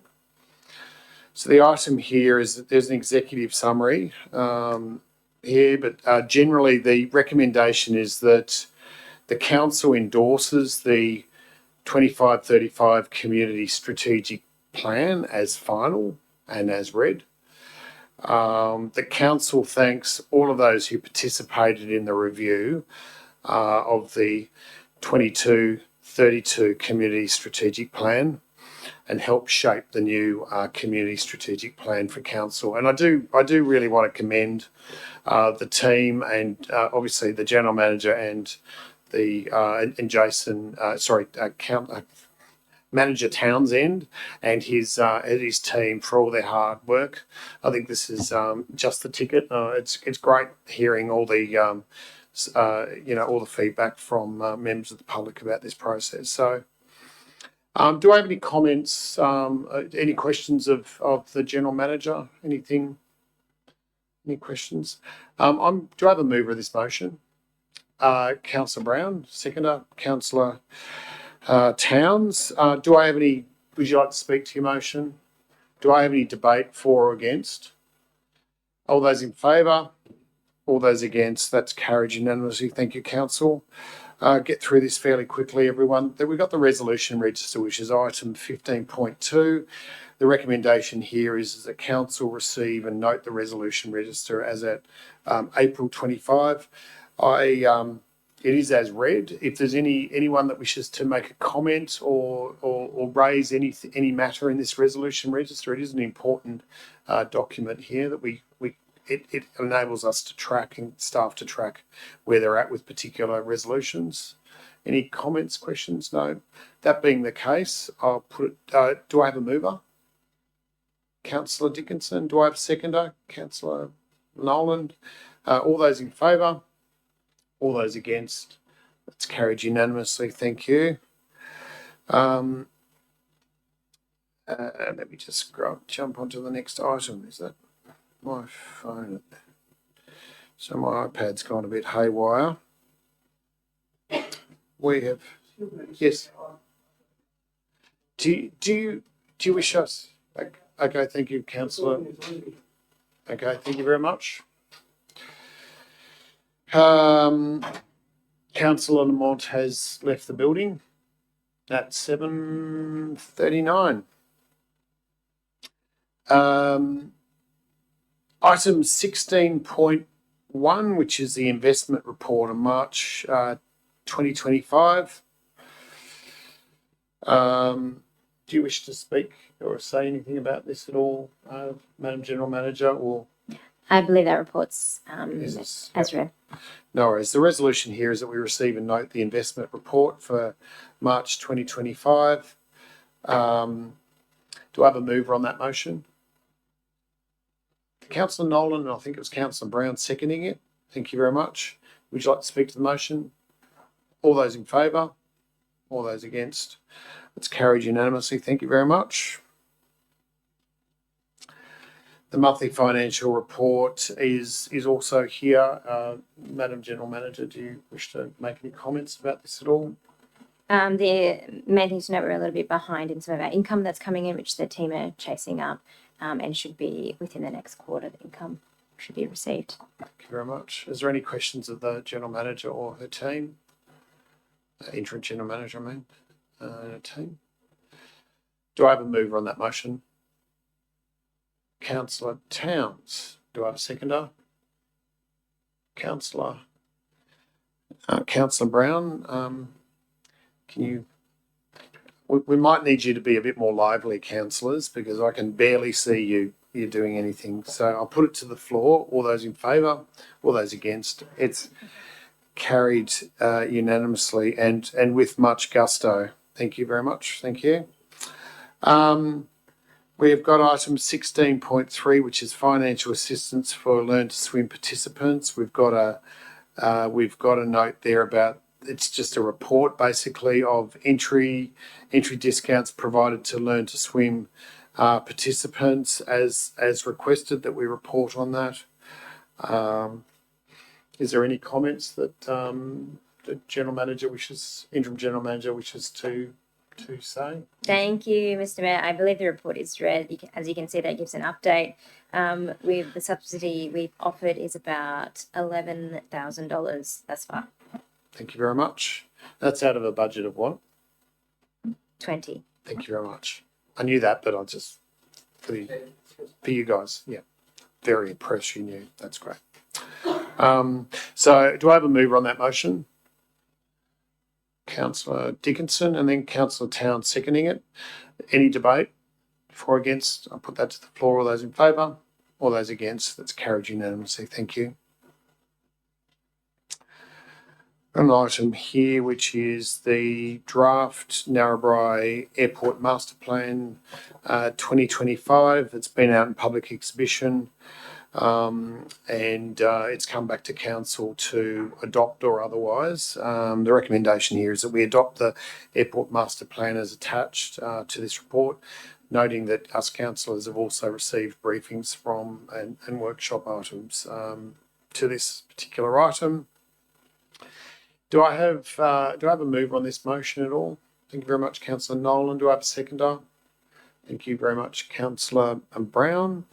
Does General Manager just want to, Interim General Manager want to just give us a little bit of a top line of what's next steps on this, or what actually happens with this master plan?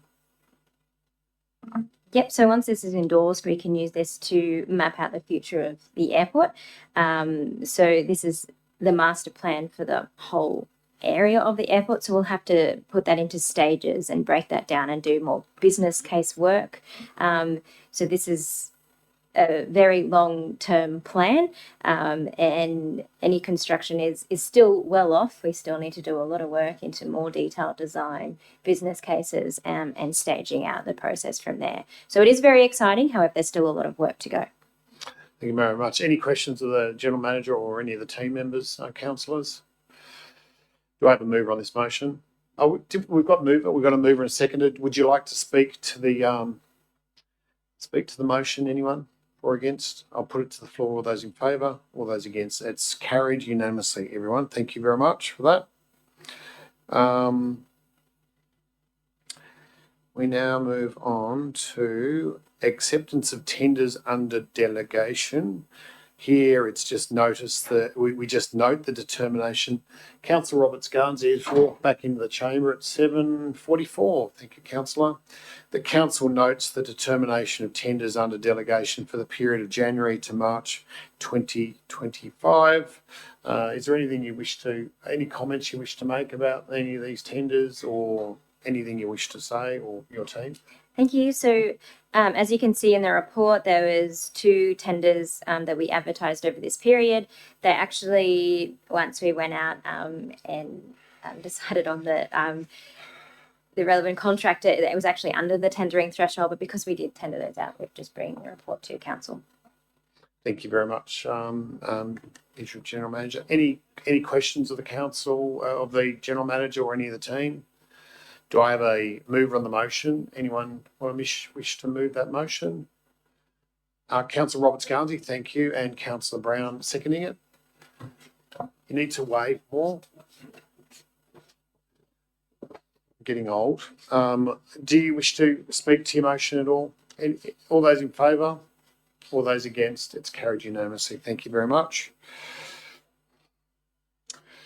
Okay, we now move to, we're getting, there's a light at the end of the tunnel, everyone. I'm sorry for keeping you so late. It's all my fault. Narrabri Underground Mine Stage 3 Extension Project. This is a voluntary, a VPA agreement that has been negotiated. That we delegate, the recommendation here is that we delegate authority to the interim general manager to enter into the planning agreement with Whitehaven Coal Limited and execute all required documentation. Could you please, Madam General Manager, and possibly refer to your directors, could you please just give us a sense of what's going on with this, please? Thank you, Mr. Mayor. This is a very exciting report we've got here with council tonight. As you can see, it's been many years in the making, so thank you to Donna and the team. Started earlier than this, but in March 22, a report was presented to council to accept the amount of $2.603 million from Whitehaven. It has been some time since then, and now we have put that out onto public exhibition and received 0 submissions received. I would like to pass over to Donna if she would like to add anything further.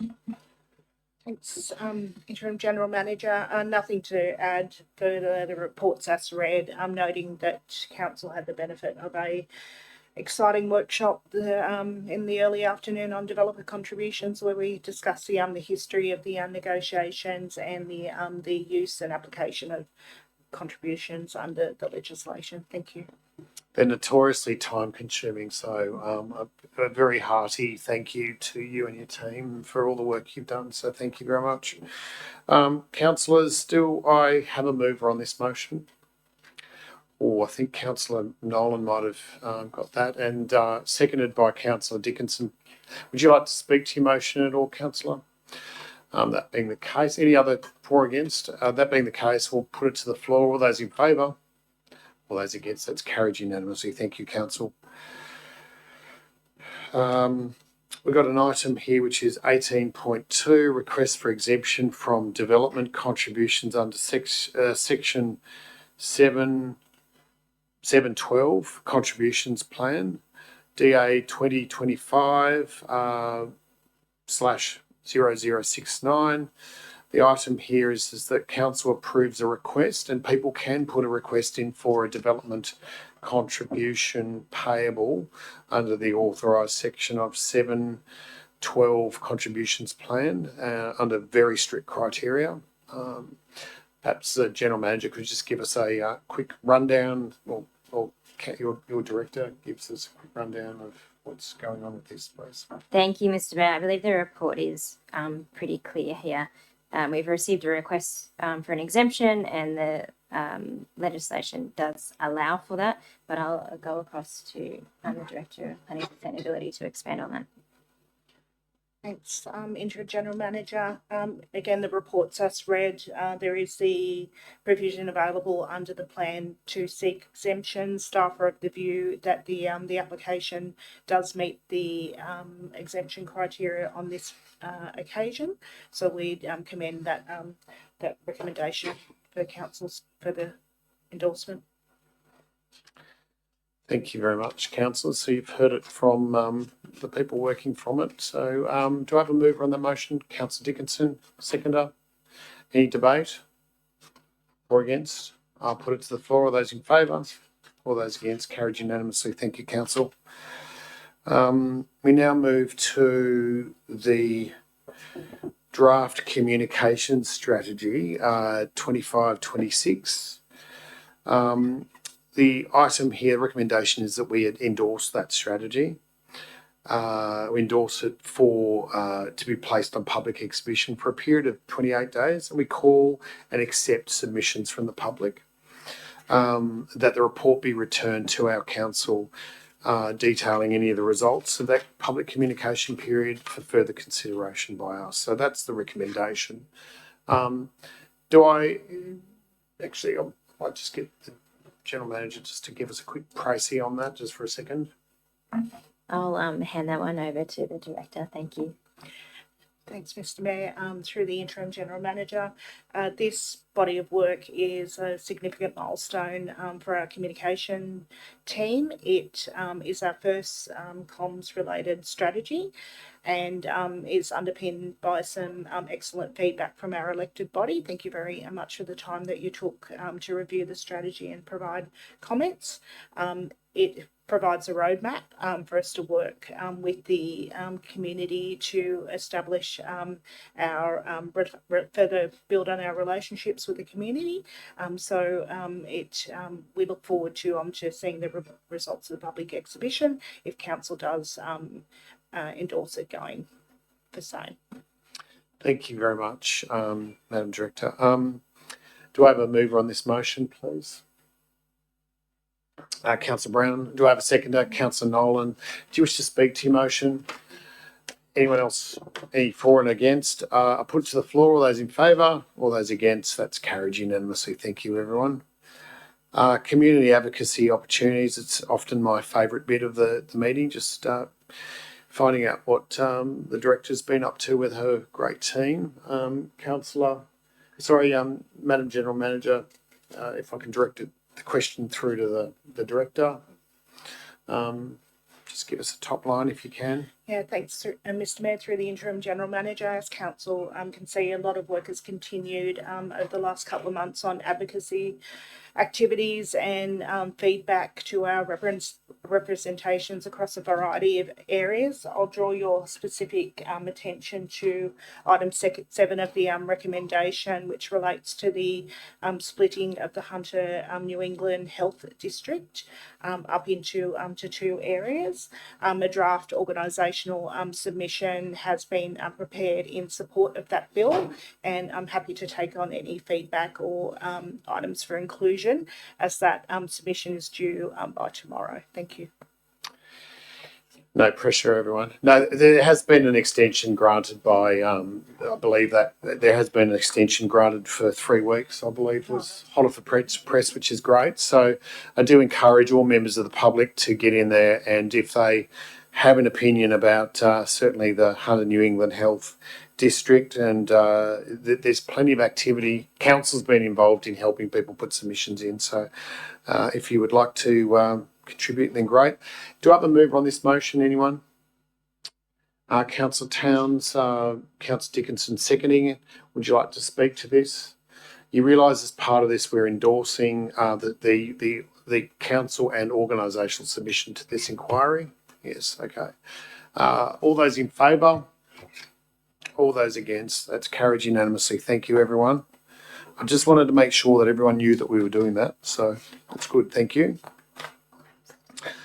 So we now come to the end of the formal part of the meeting. We move into a mayoral minute.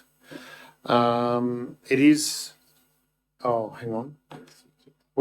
Not the mayoral minute yet, but we move into close council. Let me just grab this. So there's a number of items that have been selected for this closed meeting, for this closed element. They are either of a commercial nature or they are of a highly confidential nature around in nominees, personal details, nominees for awards or recognition. And also there's finally another personnel matter that we have to deal with as well. So do I have a mover that we move into closed? Councillor Brown, seconded by Councillor Dickinson. All those in favour that we move into closed? That's carried unanimously. Thank you, Councillor. We're in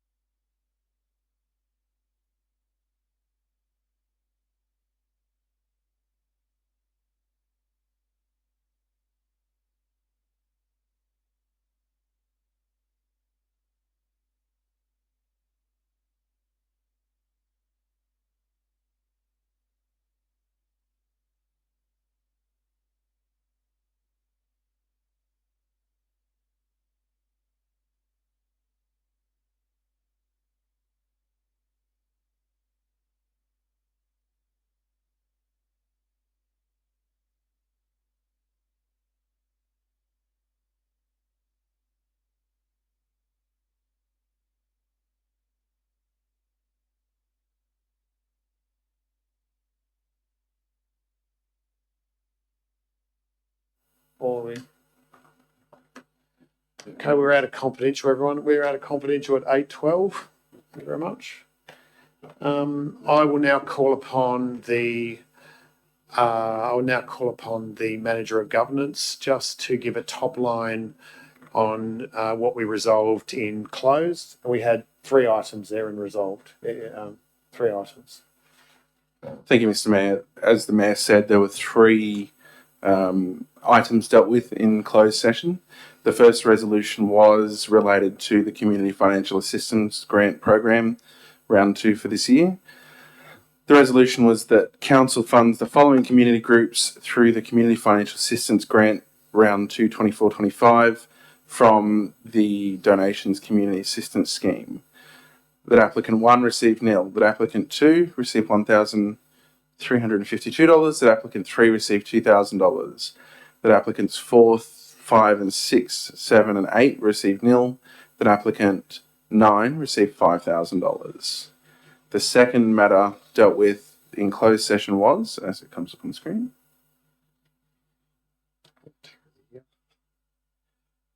it will come up on the screen. There we are. It related to National Volunteers Week. The council determines the recipient of the 2025 Narrabri Shire Volunteer of the Year Award being nominee. A nominee was selected, but that will remain confidential. That council keeps the vote's outcome confidential until the recipient is announced at the Volunteer of the Year Award ceremony scheduled for Thursday, 22nd of May, 2025. So everybody has to wait a little while for that one. The third item that was dealt with was in relation to the appointment of a general manager for Narrabri Shire Council. That motion was resolved to remain confidential for this time and until a later date. So that resolution will remain confidential for now. That's all. Thank you very much. At 8:14, have a very pleasant Easter, everyone, and drive safely. And thank you for the late evening. And I really appreciate the staff who stayed so late. So thank you. It's just...